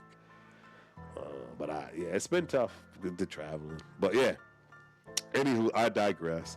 I still want to get through everything. We like. I hope you're okay. Yeah, I You got good, that. Pigs?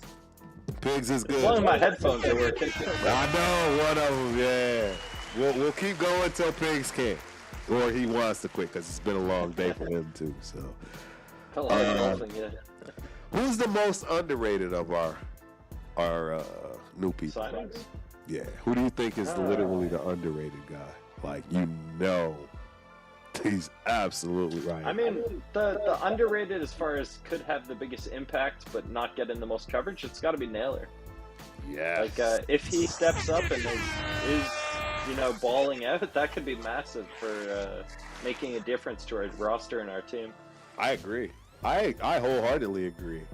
The only other person I would give from that perspective, and it's gonna be funny, is the guy that we can't sign, Terrell Johnson.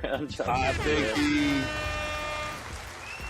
if you remove Stoops from where I guess they were expecting to play him at safety, and have to put him in that position, I don't know how well that's gonna work out. Right? You still have Palomar, but I don't think they like him. Yeah, it's tough.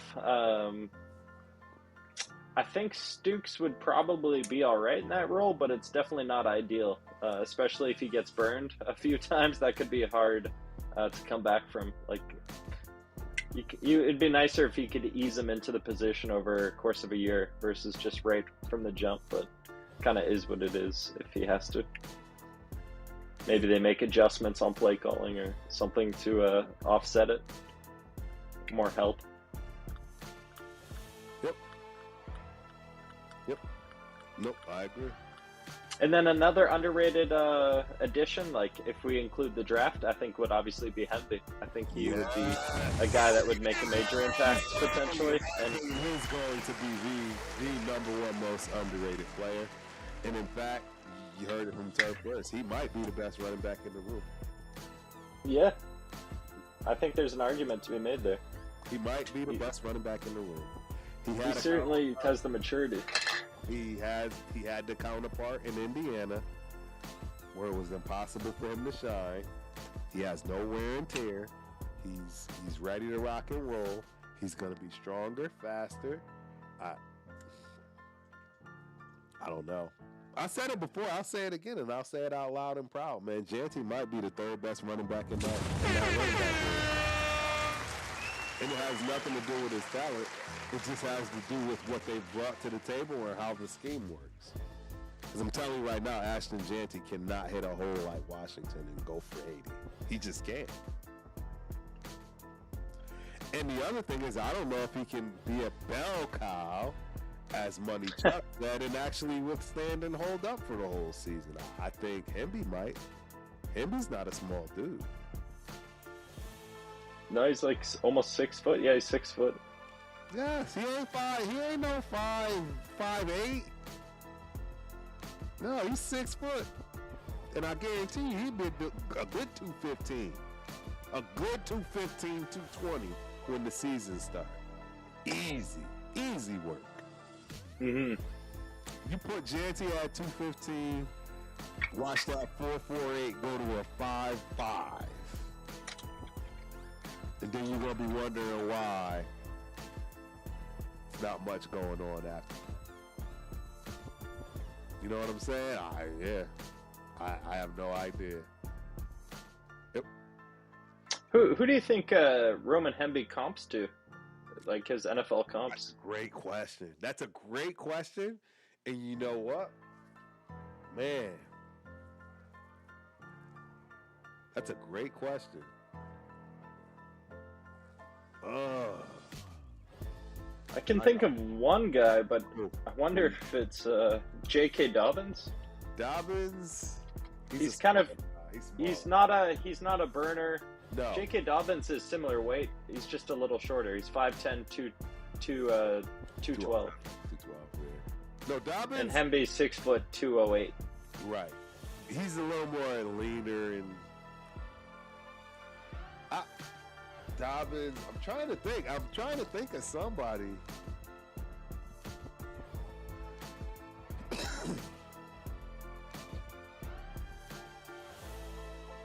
Huh. AI is saying Tank Bigsby, Chris Evans, Rico Dowdle. Bigsby, I can see. I like Bigsby. Tank Evans, I don't know, but Bigsby, yes. I can see that being a good cut. I definitely could see that being a good cut. Oh. Yeah, he's still playing, right? Yeah. Bigsby? Yes. At least to my knowledge. Yeah, he's on the Eagles, it seems. He was on Jacksonville, right? Houston from LA, I ain't gonna lie. I would be wrong if Jeanty ends up being third best back because I wanted him 6th pick. Wow, Houston. So, Houston, let me make sure you understand before I tell you this. And don't hate me because I think you liked me before, but you're probably going to hate me after this. I'm a running back. Been a running back my whole life. Sure, I played a bunch of other positions in high school, but my main position was running back. Always played running back. Got a scholarship for running back. I'm a running back. It's in my family running back. I can go up and down the line. And what I'm telling you, no running back was worth drafting 6 for the Las Vegas Raiders last year when they drafted him because we don't have an offensive line, let alone quarterback, wide receiver, defensive tackle, safeties, corners. We didn't have linebackers. Like, the list goes on and on and on and on. We ain't had none of that. And if you drafting a running back at 6, that dude better be he better be an absolute number 1. He better never come out. He better be a cowbell, as Pig said, and I mean a real cowbell. And that is not what we have. It's just not. We have a running back that got the 7th most carries in the league and averaged 3.6 yards. That's what we got, dog. And before you think about wanting to tell me about how awful the line is, I just want to ask you a question. You name me another running back that was drafted 6 or above that needed a line to show that he was special. Just name one.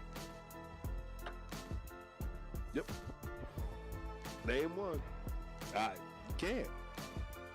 There's not a running back alive that was drafted 6 or above that wasn't worth their weight in salt. For the most part, right? You're always going to find some anomalies, right? One out of the bunch. But I'm telling you, it's far more frequent. And that's the harsh reality. Because guess what? What are we talking about, Houston? We need a left tackle. We need guards with an S. We still probably need a right tackle. But you go at number 6, where you know for a fact you can pick a solid 10-year starter. Like all the other teams did. The Patriots, who they picked the kid from LSU. There are so many examples of teams at that level picking the right person, whether it was what you liked or not, and it's never going to be a sexy pick. It's never going to be a sexy pick showing up your offensive and defensive line. But it's a harsh reality that has to happen. Would you have rather had Jalen Carter or Tyree? Because you got Tyree and watch Jalen Carter get drafted like 5 more spots faster.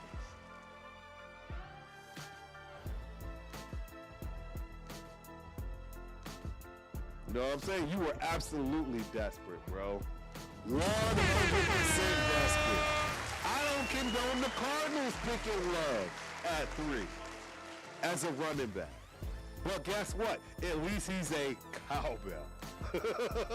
At least you know he's not coming off the field ever. He's never coming off the field. You don't think Love will have injury issues in the NFL? No. He'll stay healthy? Absolutely. Absolutely. They will find every way till Sunday to keep him healthy. Yep. Yeah. One of the more recent running backs. Seems the wildness, man. Trust me, I ain't gonna lie. It's already out there in the East. I can't even take it back. And in fact, that's the first time I met Chris, aka Protect the Shield podcast, and we had a draft party. And that's the Jalen Carter draft party where I couldn't hide my disgust.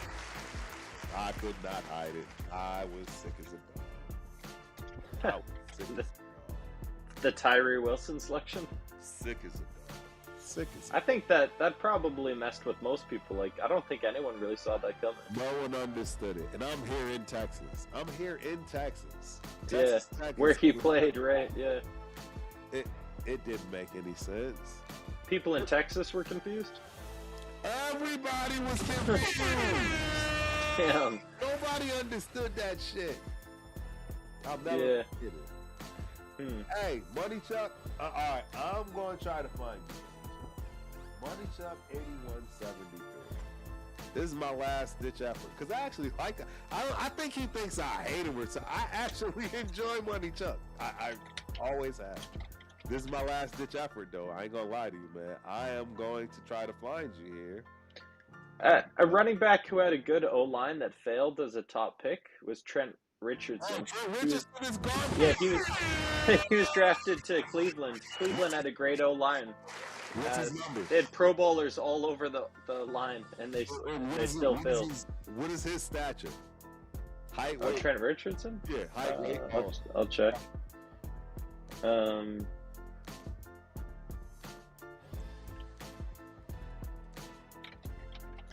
Look. I'm about 5'11", 220. Yeah, and how he's actually a big guy compared to He might actually be 5'9", though. There seems to be some discrepancies. And to be honest, I was expecting you to give me a little bit more of a similarity to the guy we have. You know, I thought he was like 5'9". He might be 5'9". I'll do the combine. Right, because you know that's a lie. Money Chuck, I can't even find you on Instagram. Oh, he measured 5'9" at the combine. That makes sense. 5'9", 220, yeah. That's pretty similar to Jetty. Very. I can't find you, bro. Look, man. I mean, I've done everything I can. I don't know what else to do. I mean, I'm the Ultimate Raider fan 32. If you send me a direct, I don't even. I tried to look. I confirmed the link works. I I clicked know. it. That's why I don't know what Money Chuck is doing. I think Money Chuck is He's bluffing. He's bluffing. I don't know what He's pulling a poker move. I'm about to show him right now. I don't even see. I don't even see. I can't find you. I see a Money Chuck. Just a straight Money Chuck. Wait. I got a Money Chuck 71 with Donald Trump. Donald Trump. Dude, this is what I'm talking about. These people, and this is why, see, ladies and gentlemen, this is why we don't deal with this kind of stuff. I'm going to show y'all right now. No, I'm about to show it, because Money Chuck be whooping, man. Money Chuck. Money Chuck. This is what I got, bro. Money Chuck, 71, Instagram, view profile. Hey, it's me. Send the link. Now you got a different name. I don't know who you are, dude. And that's it.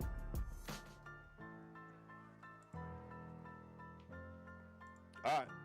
He said that's it. Y'all see me. I'm accepting it. Said that's it. Right? So I'm going to send the link one last time. Y'all see. Oh, you can't see this, bro. I'm sending them the link again. Sending it to you. I'm going to show it tonight. Yeah, sending it to you. There you go. Who do you think wins our special teams duties? Like kick return, punt return? Hemby. Hemby? 100%. 100%. I could see him for sure on kick return. I wonder about punt return. Maybe that Oregon wide receiver. Yeah, I think Trey Tucker is going to continue to take that job. Or Trey Tucker, yeah. Yeah, Trey Tucker will continue to take that job. But Hemby for sure on kick return. I think that's a lot more physically demanding these days. Right. Kick return. Yep. No, I agree. Totally agree.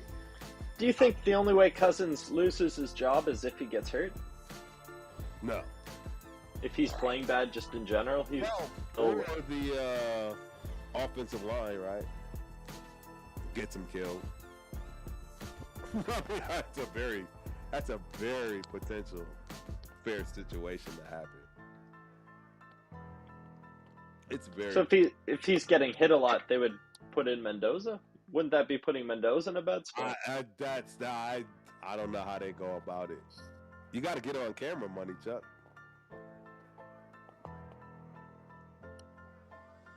I see you, and you got to get on camera, though. Where'd you go? Come on back, Money Chuck. Get your camera on. But yeah, I see Hemby as the kick returner. He's going to kick your boy Lauby out, and then I think Trey takes over the punt returns. Or they find someone else that can handle that part. That's a wide receiver, but it definitely won't. I don't see running backs. Being punt returners. Yeah, there's a lot involved in tracking the ball on punts. It's very. It can be tricky for running backs. Very different situation. Yeah, and hey, your boy, I did both in junior college. I did kick returns in college, not punt returns. Kiki, and I didn't even do them like formally like that. It was part of it. Kiki or right. When you got a dude that runs a 4.340, dude, you're not doing any kind of returns. Kenyatta Morgan ran a 4.340, a legit 4.3340, and he did all of that. But clearly, I was on punt team, return, all that stuff. I just never was in the game for it. If you were only for a running back. So yeah, Houston says, "Hey, I say Mendoza plays. Hardman is a better. Put him in. I can't do that. I can't put him in like that." Can you hear me? We got Money Chuck in the building. Man, I can barely hear you guys. I gotta turn up this TV. Hang tight. We don't see you though, man. Can hear you pretty clear. Yeah, we can hear fine. Just don't see you.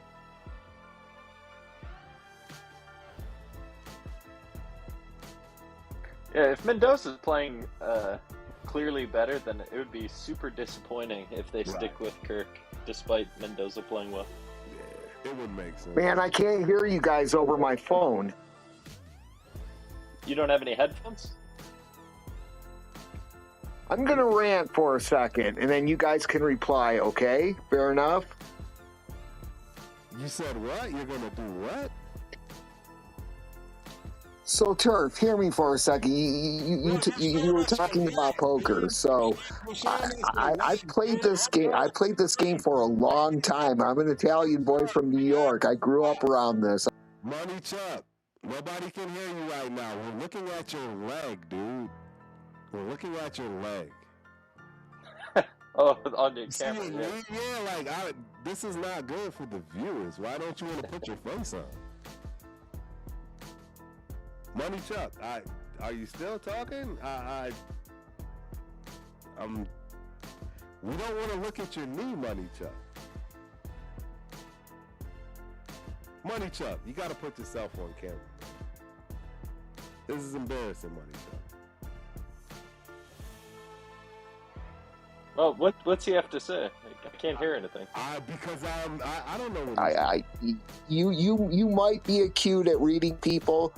I would rather do the math, and that's how I play poker. And don't tell me, and don't poo-poo that I make 6 figures a year profiting in poker. You know damn well, if you've been around this game long enough, that there's not too many people that do that. So you can say what you want. I've been around this game for a long time. I don't doubt you, but don't doubt me. You have a good night, my friend. Money Chuck, I would actually disagree with you that I know people that make 6 figures playing poker. I would actually disagree with you on that. I don't think you understand my background in poker, bro. I don't think you understand it. He left. Well, what is it that's the limiting factor in making your main income purely on poker? Is it that it's just too inconsistent? Yes, and you have to be able to take the beats. Remember, like I just told you, how aces are the thing. Yeah. Guess what? Even Google loses money. Even Google dips. Even Google has a 5% decrease. Mm-hmm. They're called shorts, right? People short companies all the time, expecting them to go down, not up. So you have to weather the lows. You have to weather the storm. But Money Chuck was saying his approach to poker is purely math based. So exactly, which is nothing wrong with that. I would agree with him. I don't know why he thinks my shit ain't math based. That's why it's hilarious to me. That's the whole purpose of it. You have to know when to fold regardless. I don't care you have aces and you put in $100 and the flop comes 3, 5, 7. Yeah. You have to fold.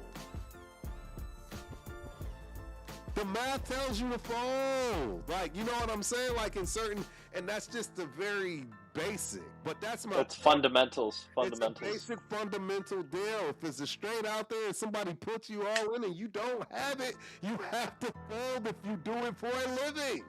There is no, I'm taking a chance today and then that equals out long term. It doesn't work. You don't get a gut feeling last week, but now your gut feeling's not working next week. And then the month after that, it don't work that way. That's my whole point. And no matter how you look at it, you are going to take beatings. That's my point. You're going to take a beating. That's fair. I guess the counterpoint is if you play enough as far as just sheer volume, then you can weather those beatings. The beatings will become less and less impactful on the overall performance. Bro, see, and this is what I'm trying to say. So this is the funny part for me with Money Chuck, because that's the beauty of it. Money Chuck, I learned that in order to play for a living, you have to play a certain way. I don't like that. I don't play because I'm supporting my kids. My job does that. I play to have fun and enjoy the game because I absolutely adore it. I adore it. Adore it. And that's the difference, my guy. That's the huge difference you're missing here. I made that choice for a good reason, not because I couldn't stick it out, I couldn't weather the storm, no, it just didn't make sense. It doesn't. What does this mean? He's saying he conserves his chip. Is that like a philosophy? He's saying all he does is play premium hands, and I get that. I don't only play premium hands. That's my whole point. I don't like playing that way, but when you play for a living, you don't have a choice but to do specific things when it happens. Yeah, it's like you're basically if you're playing for career kind of aspirations, you're almost playing like an algorithm. You stick to certain numbers oriented outcomes. If I play like the way I play, I might call 6-4 offsuit just to piss you off. You can't do that, Money Chuck. Oh my God. Yeah, different philosophies for sure. Like coming at it from different angles. And I've played them all. That was part of the whole 2 years of me being a professional poker player. Seeing all the different archetypes. Oh, pigs. I saw it all, bro. I played every way you could imagine. That's my whole point to him. That's exactly my whole point to him. All of these things are different. The way I like to play Money Chuck is that I don't have to count on it to eat. And guess what? It flows a whole lot better for me. Maybe you do differently in those circumstances, but I can also tell you I make well over $100,000 a year in my day job. Well over $200,000 a year in my day job. I guess that allows you to play the way you play. Yeah, and I know poker players that make that kind of money. A lot of them. A lot of them. They travel all over the world, not just the country. I know a lot of dealers that make this stuff. So, I mean, Money Chuck, I play at real establishments, man. I don't think you understand the stuff you be spewing, man, because I don't even know if you remember, pretty much all you play is house games.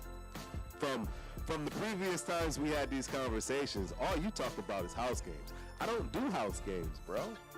I don't think there's anything necessarily wrong with the house game. It's just hard to evaluate the legitimacy of it.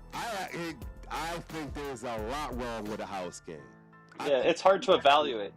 Like, no in theory, it's fine, but you have no idea who the dealer is and if they're doing right. I damn sure hate when they pass the dealer. You have no idea what these guys are capable of. Yeah, there's definitely risk, high risk. But that's just like the game itself of poker. It's kind of, you're gambling. I guess playing at a house, you're gambling as well. It was just known and made that a professional place got caught doing this, right? That's the whole big thing. That's my point. And even the creme de la creme gets exposed. And that's my point, bro. And that's why I don't play. That's why I do not play house games. Period. And the other part is because people get shot. Like, bro, do I have to go down the line of how dangerous money games are? And then Money Chuck's played in Asia. Yeah, I'm sure you have. Those are the most gamblers people on the planet. Is that like Macau? Everywhere. I've gambled in several different places as well. Australia, in Lima, right? Mexico. I've gambled in all kinds of places too, bro. I have poker. Man, hold on. Macau's where people gamble, right? In Asia? Macau? Yeah. That's a big gambling place in China. Give him a second. I'll be right back. Yeah, Macau in China. That's the gambling capital of Asia. Somewhat connected to Las Vegas. No, never Macau. Okay. The Las Vegas of China. It's kind of interesting how certain regions become just notable for gambling. I was mentioning earlier to Turf that in the Black Hills in South Dakota, there's a town where the entire town is dedicated to gambling, despite the state itself gambling being illegal. It's quite curious how you can have that outcome.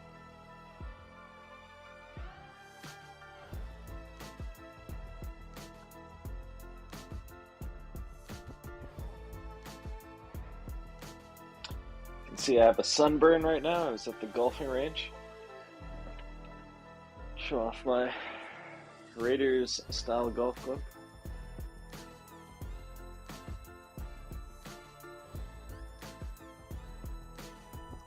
It needs better light.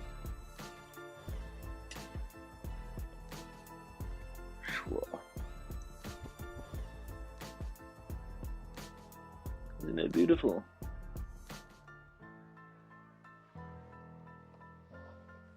And Raiders style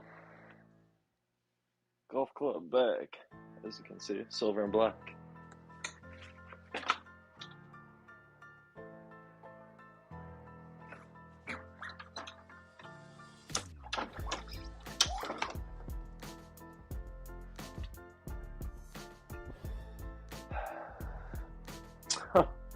My golf clubs, yeah.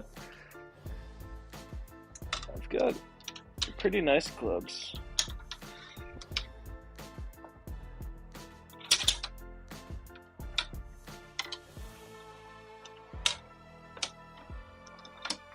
Oh.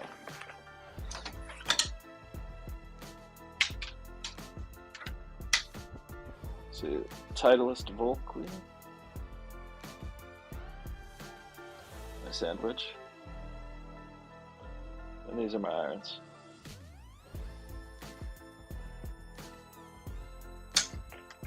Good times. Nice thing about golf and really any sport is that you just get into the zone and everything else disappears and it's just you, present in the moment, doing the thing you love. And nothing else matters for that time. It's very peaceful, relaxing, and replenishing. Puts energy back in your sails. I noticed, Money Chuck, you had a dog. It looked like a nice dog. I myself have a dog. I've got 2 Yorkshire Terriers. Herp is back. I had to go to the bathroom. You're back. I had to go to the bathroom. Okay. Bathroom break. I also wanted to grab. See What's that, it? Money Chuck? You got a chip. Get it in focus. This is Mandalay Bay chip. First place. I don't know how many tables. This is just one of plenty, bro. It's just one of. I played tournament play. I played money. I played every avenue you can play. Every avenue. Literally, every avenue. That's just one chip. I have plenty of these, not just the Mandalay Bay. Yeah, I have a place in Vegas, but I don't live in Vegas. I live in Texas. I'm just telling you. So this is the other last thing I'm going to say about this. I have over 300 poker chips. Each one of them unique to the poker place that I've played. My main goal is to build a poker table out of all the poker chips I can collect across the world that I've played. Oh, that's pretty cool. And I have well over 300. So these chips, you decided not to like cash in. You just took them as a token of anybody memory. that buys my table or it earns my table at the end, it'll literally be worth. Oh, you can still cash those in. Bingo. That's hilarious. Oh. That's exactly my plan. Nice. That's my plan. I don't not believe you, Money Chuck. It's just you gotta understand, as a person that really understands this world, it'd be no different than somebody coming in here talking about they were an NFL player, right? And all the stuff they're doing, like, and a person that knows about the NFL, and they're like, bro, I don't even understand why. Like, that's how you sound to me, Money Chuck. Yeah, but it's Money Chuck is being on brand. This is Right. This is very natural for Money Chuck. Exactly. It's just who the Money Chuck is. I don't understand. I can't relate to that side. What I relate to is real. I got receipts, Money Chuck. I can call people right now, Money Chuck. We just saw your leg. That's all we saw right now. You didn't put your face up there, like. No, yeah, I saw his dog. He Bro. had his dog in there. Yeah, that's it. A dog and a leg. I'm out in the open. I go to all these poker spots, bro. When I go to the game, well, I don't go to the dumpster fire called SoFi anymore. But when I do, guess where I go play poker? You know how many times I got kicked out of there for people being bad and me having to be the guy to kick them out and then get kicked out in the process? Dude, I have so many stories about poker everywhere. What about SoFi kicking people out? Oh, so there was this rude-ass poker player. And after the game, we lost. So you already know I was so livid. And the way that it works, when you're walking back from SoFi, if you get a spot close to the stadium, you have to walk right past the casino. Okay. So that was always my plan, get a hotel right down the street from the casino. So after the game, I just go play poker and wait for the whole crowd to leave. Okay, fair enough. I go home. And yup, sure enough, some dude wanted to be an asshole, wanting to play wild, this, that, and the third, try to run over the table thinking he was going to be this big bad, talk to anybody any kind of way. And I was like, oh, no, sir. No, sir.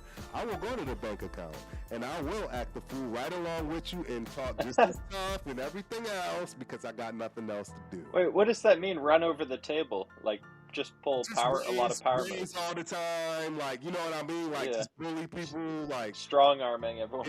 Exactly, because you quote-unquote got 5,000 on the table like money chucking. That's what I'm trying to say. I don't understand this talk, bro. I don't understand this talk because no one talks like this in the poker world. Who cares about $5,000? That's no money to a poker player. I don't know. And look, I didn't know that you have that, and I Muhammad Ali had Parkinson's Yes, too. he It's did. not like it's And, hey, it's not like it's unknown. I didn't know. I don't know, right? I don't know you. I don't know. But, dude, this is why people come on camera. And you noticed I didn't publish this or put it out there either. Yeah, I'm not going to do that to you, bro. I have no desire to do it. Again, I don't think Money Chuck thinks that I like him. And I do, bro. I've always liked you, Money Chuck. And the funniest thing, too, I'm not going to lie. I'm going to keep it real with you. I thought Money Chuck was black. calling him, calling you Ugg. Yeah, this whole time, and that doesn't make any difference. I mean, that clearly makes no difference. But I enjoy when he comes on the shows, my show, any of our shows, because he stands on his opinions. He definitely doesn't change his interesting. stance. I love it, exactly. So I hope you don't think I'm being mean or no. I love the banter, Money Chuck, and I think other people do too. Right? I think everybody else got entertained by this. I can say for sure the Protect the Shield podcast gets pretty cheery when they're able to lay into Money Chuck. Bro, we love it, bro, and that's what I'm trying to say. And it's not in a disrespectful way. None of that type of stuff. We actually like you, bro. I don't. You could take that for what it's worth, Money Chuck. And you're right, I have no hard feelings, brother. Never have, never will. Right? Just like if I lose a hand, I have no business losing. You know how people get, Money Chuck. They storming, yelling, cursing people out. How do you play that shit? Money Chuck, you'll never see that out of me, bro. I've been playing too long, bro. You'll never see nothing like that out of me. I can have aces and you can have 2-3 offsuit and beat me with a straight with my set, and I'm gonna walk off. Good job. Did you hit the casino when you were at the New England game? Of course. Because they have casinos out there. Yeah. Absolutely. I remember you mentioned that.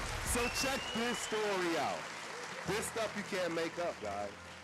So clearly I grew up in the East Coast, Windsor. Long story short, I decide last minute. I don't have a place to stay, nothing. I'm just winging. And I'm like, you know what? After the game, I'm going to go to this casino. I have no idea. I have no idea about this casino. I don't know nothing. I know I need a poker chip because I just told you I collect poker chips. So I'm like, absolutely, I'm going. Dude, I sit down, and then I hear this voice next to me. And I'm like, that shit is weird. And then, long story short, it's one of my best friends growing up, son, who I knew. right? Seeing through Facebook and all that, but never met in person. But he sounds just like his dad. When I tell y'all that, I don't think y'all. He literally sounds like his dad, and it's impossible to mistake. And I literally just looked at him, and I recognized it, and I just grabbed him and hugged him. I was a sick, crazy. I don't have no idea who this man is. I started telling him stuff little by little. And he like, man, I could tell he was looking at me like, I'm ready to fight you. But at the end of it, you know, it was all love. And he's, oh my God, I'm so happy. You know, because I started telling him about his whole family stuff. He like, how the hell does this? Who is this? Yeah, you know, my mom and my dad so intimate. Yes, I grew up with him since 6 years old. But that was the story I got from that game. Yeah, I ran into my dog's son for the first time, even though I'd known him for 15, 20 years, just watching him through Facebook, even though I hadn't got to formally meet him. So Well, that's a pretty wholesome story for a casino. Like, bro, and how does that happen? Like, of all places I could have gone, I run into him. Like, it's one of those weird things. But yeah, Money Chuck Foxwoods, we called it the office. I played at Foxwoods Casino for 2.5 years straight. Straight, no job, no nothing. That's how I paid my bills. Wifey's downstairs listening while she's asleep. But yeah, I'm just telling, bro, I got receipts for all the stuff I've done as far as poker. No one's questioning me in poker, I can assure you that. My last semester in college, bro, I didn't pay a dime. I just told my roommate I'm gonna just leave all my stuff. That dude, he was more than happy to take 6 months of what I had accumulated from poker. More than happy. We talked, man, I had 2 55-gallon fish tanks. I don't know how many large TVs, bro, king size beds, like stuff you're not supposed to have in college. Because what I did when I won money is I'd go spend it so I couldn't give it back.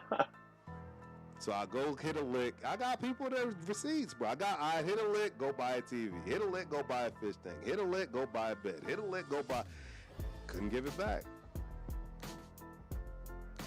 That's how Turf went through college. Well, man, this turned into the wrong thing. It's 11 o'clock and we still didn't get through all of my stuff. It's 12. What else do you have on the list? Oh, man. We didn't even get to the running backs. You know, yeah, Washington. We didn't get to the undrafted. Oh, we definitely talked about running backs a lot, just maybe not officially. Right. Kind of right. here and there, we touched on running backs inevitably. So let's do these last pieces. How about the biggest camp battle? Camp battle. Ooh. Yeah, like who's actually literally on the hot seat for their position? I want to say the camp battle that I'm most interested in, like how it turns out, is DBs. I want to see like how the depth chart shakes out for DBs, safeties, and cornerbacks. Have a good night, Money Chuck. For real, man, we appreciate Oh you. yeah. Yeah, and like I said, I did not know you had those, so I understand you don't want to be on camera and stuff now that you say what you say. So I get it. Apologies, you know what I mean? And that's fine. Now that I've heard your voice too, hey, you are more than welcome to come back up and talk, and I don't need to see you on camera. Yeah, you can just put your dog on camera. Yeah, right, exactly. And just put glasses on your dog. Yeah, exactly, dude. But yeah, you definitely, that link don't change either. Everybody else now knows I probably have to end up changing it now. But yeah, that link won't change, bro. You more than welcome to pop up whenever you join, Money Chuck. Whenever you join, man. So yeah, just bring authentic takes that you stand on business with it. Shout out to Money Chuck. Have a good night. But yeah, biggest camp battle. People not gonna like what I have to say. You're gonna say running back, aren't you? I think Mr. Mike has a chance to be the premier back. I know it sounds crazy, but all I mean, 4-3-3 versus 4-4-8 is a big difference. Big. Now you good, Money Chuck. You good, bro. I promise you, man. You conducted yourself fine, man. No worries. I won't even put that on the screen. We appreciate you, bro. We really do. I agree. I do think Washington, if he's as explosive as his potential can be, and the coaches are able to utilize him the right way, then it'll be hard to keep him off the field. Get more touches. Mhm. He's a better route runner. He's a better route catcher. And he's faster. I think that's going to be the biggest camp battle that no one wants to talk about. And Yeah, the problem is, the real problem is, they won't ever give Washington his just due because they can't. He wasn't drafted at number 6. No, I'm telling you what. But home run plays are home run plays. Like if he's hitting 40-yard touchdowns, he's gonna have to hit him out the gate. Otherwise, guess what? Big brother up default top. to Jansen. It's no different than when we had to play number 15, and it ain't the number 15 we got. And I don't think there was a single soul that felt like Minshew beat AOC. No, it didn't look like that on camera. That's for sure. Person, but money talks. Yeah, So I think that's what you're gonna see with Janty. Money talks, bro. They're gonna get the money out of him this year. They already ran him into the ground last year for nothing, right? Number seven most carries in the NFL for nothing. He's gonna do the same thing again this year, probably, right? I'm assuming. And then after year 3. Yeah, despite him getting a lot of carries, it didn't feel like we were really overusing him though. Like a lot of games, he was just barely being used. Like, right. Well, 7th most carries in the league and 3.6 yards average. Yeah, no it is what it is. It is what it is, and it's hard for people to swallow. Trust me, it's hard for him to swallow. I guarantee you, he's sick. He's sick. 3.6, bro. That's that. Again, I don't care what level. The running back standard is 4 yards a carry. Pop Warner, middle school, high school, college, pro. You better be producing 4 yards a touch. Minimum. Some would say 5. Do you see that happening this year for Jansen? Absolutely not. Absolutely not. Would that be an indictment on our O-line not improving? Nope. I mean, name the other special backs that had that problem. You're not going to find it. That's why I always bring that up. Name me a running back that mattered and they ever talked about his line. Never. Bro, I'm going to keep it real. I hope my guys don't hate me for this. Shout out to Samuel Mason. I'm just telling y'all, I never had a single lineman get a scholarship. And please, somebody call me out and tell me if I'm wrong. I don't think I had one single lineman get a scholarship from junior college. Not a single one. Not a single one. So, in a sense, you're saying that you were faced with more adversity than I was getting hit. Perhaps other teams. Exactly. That's my point. Yes, I've never, and that's why I'm bringing it up, and I'm saying it now. I'm not saying that I had a bad offensive line. I think I had what was right for me. But what I will tell you is that's what I heard. I didn't have a single offensive lineman get a scholarship anywhere. How can I be statistically the best running back in junior college, for 1994? Or 94, yes, 94. 93 was when I played with T-Banks. We threw the ball 9 out of 10 plays. But 94 was mine. And I didn't get a single lineman with a scholarship. I will say that, football more than most sports stands out to me as a game of momentum where as you build confidence or as you build belief or faith or however you want to frame it, players and guys do step into positions where they would otherwise not normally excel. They're able to do what's beyond their ability. If they believe their running back is going to get a touchdown, they might go above and beyond to make it happen. Dude, I was get that extra block every week. I was scared every week for somebody taking my job. You got to remember, I'm this little old kid from Connecticut, bro, that has no steez, no nothing. You're talking me competing against dudes that had scholarships to USC, San Diego State, UCLA, all of these joints. I will add, in fact, we actually got a bunch of guys from Mesa that we're about to start something they want to start. I told them we can use my channel to at least have some kind of a crowd, but y'all don't get to hear these stories from other people. I'm telling you right now, I got brothers on the defensive line that couldn't understand how I did what I did. They just would tell me flat out, dude, you don't look like shit. But somehow, they will never understand it. I'm telling, dude, I've been told I am by far the overachiever in terms of football. I'm just telling y'all that, however you want to look at it, by far the overachiever.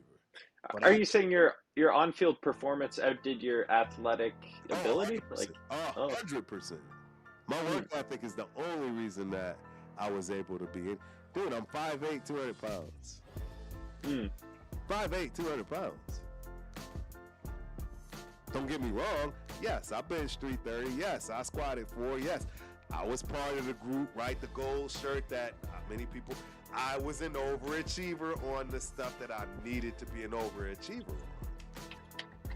You know what I'm saying? But outside of that, bro, I had no business making it to D1 football. I was not. You were 5'8". That's still 2 inches taller than Darren Sproles. I know. He was a monster. You're towering over Darren Sproles. Him and Danny Woodhead. Woodhead is another sport guy. I love those dudes, bro. Oh, Jesus. Don't get me started. I mean, one of my favorite football players of all time is about Darren Sproles' height, like 5'6"-ish. That's Michael Clements, I think. Bro, I think he's 5'6". One of the biggest athletes I've ever bragged on, Ty Cobb. Shout out to Ty Cobb. I don't think he's 5'4". And this dude, bub, in every sport in high school, I swear to God, he had to make all conference everywhere. Basketball, football, base, everything. 5'4". Ty Cobb. 5'4", shit. I don't even know if he's 5'4", bro. I don't even know if Ty 5'4". Wait, I don't even know if Ty Cobb 5'4". My favorite running back is 5'5". He's pretty short. Dude, I'm trying to find him on Facebook. Ty, there you go. I'm telling, bro.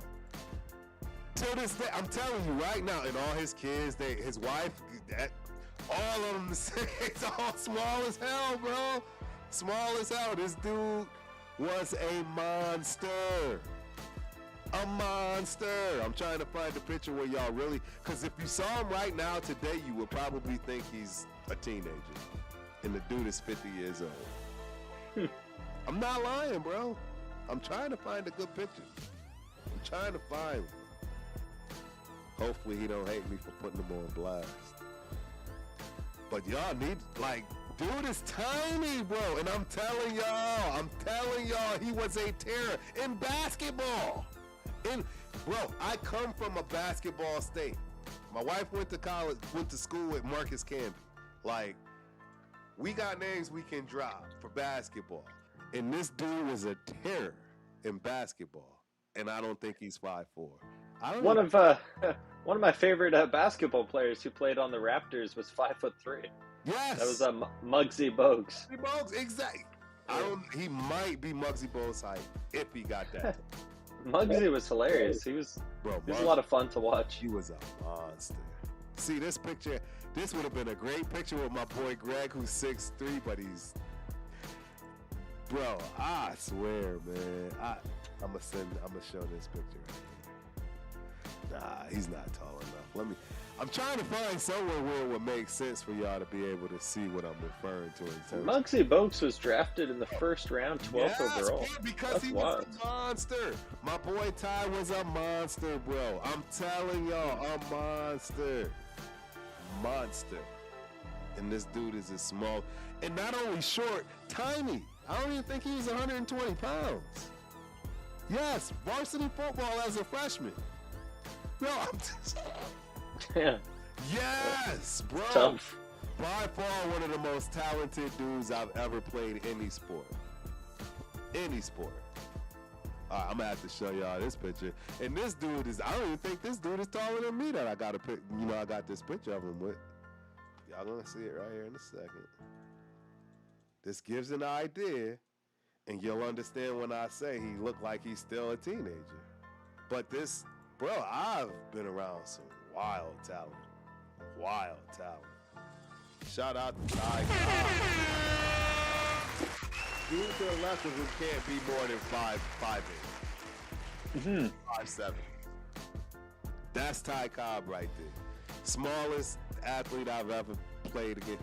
I thought it would have been LT, Lathan Tyler, the kid from Diamond Bar that I tell y'all about, the running back that had more shakes than who knows what. But this is by far the smallest kid that I've ever played with. And yeah, he's fit. He might even be older than me. He might be older than 51. And if you walked up to him, you would think he was probably 13. That's him, bro. That's just one of a few weird, if you will, like players that you just, and then go try to hit him. That was the problem. That's why he was so sick. You right? You think, oh, I'm taking him out. He just disappears on you. Good luck. Reappears behind you. I'm gonna just block his shot. Good luck. Good luck, cause you gonna swat this way while he came the other. Like I wish I had the tape. Man. But Ty Cobb, one of them dudes. Lathan Tyler, one of them dudes. Dude, and to see them play amongst these giants, that's the part I don't think people can comprehend.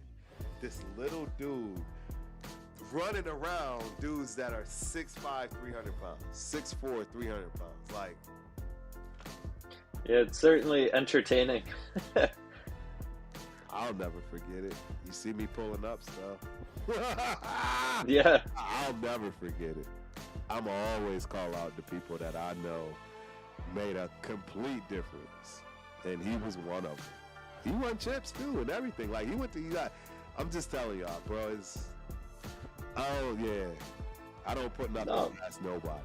When an athlete rises above all adversity and defeats the odds and still wins, like, that's some of the most compelling stories that stick with you for the longest time. The player that really stands out to me is Doug Flutie, as a guy who achieved that. I did. He's literally Drew Brees before Drew Brees, but not even tall as Drew Brees. Yeah, 100%. His throw at the college championship game, just Hail Mary style throw, and it worked. Legendary. It don't matter how old or how young or wherever you are on earth, that's gonna always be a thing. Yeah, that was a special moment in sports. 100%, man. Dude, we have exhausted 3 hours in 30 minutes. I don't even. What time is it? 12:30. I don't even. Yeah, we started around 9. Yep. 10, 11, 12. Yep. 3.5 hours. Yeah, this is one of those ones, man. This is one of those ones. I enjoyed this. I can tell you're tired too. Yeah. Get off. I had a long day golfing. Yeah, I was gonna say, I hope you don't gotta get up too early, man. You can see my skin is kind of red. I got a lot of sun today. Awesome. Well, hey, man, Biggs, appreciate you as always, bro. Yeah, thank you. Thanks for having me. Really, obviously, do this next Monday. I should be good for the rest of the next Mondays, even for when the season starts. I shouldn't have to go nowhere, knock on wood. So yeah, we will be back next Monday. Tomorrow night I will be on. I hope, I pray I don't flake out, because I've been flaking out. Yeah, it shouldn't say it's flaking out. It's just a lot Turk been dealing with. But yeah, that, and then yeah, I know we got a TRS show coming up soon. You already know. I already got my ticket for New Orleans. Yep. That's my away game this year. I still haven't got my ticket for the opener, but y'all know there's only gonna be one reason I don't make the opener. It'd be something, I gotta do outside of Raider Nation. But yeah, we'll continue that. I think tomorrow maybe I'll voice what my official record is going to be based on the new the new season schedule. So, but yeah, Cool. good show, man. Hey, go get you some rest, bro. Yes, sir. This was one of those ones, man. And yeah, we'll be back next week, man. Till next time, we out. Cool. Peace. There we go.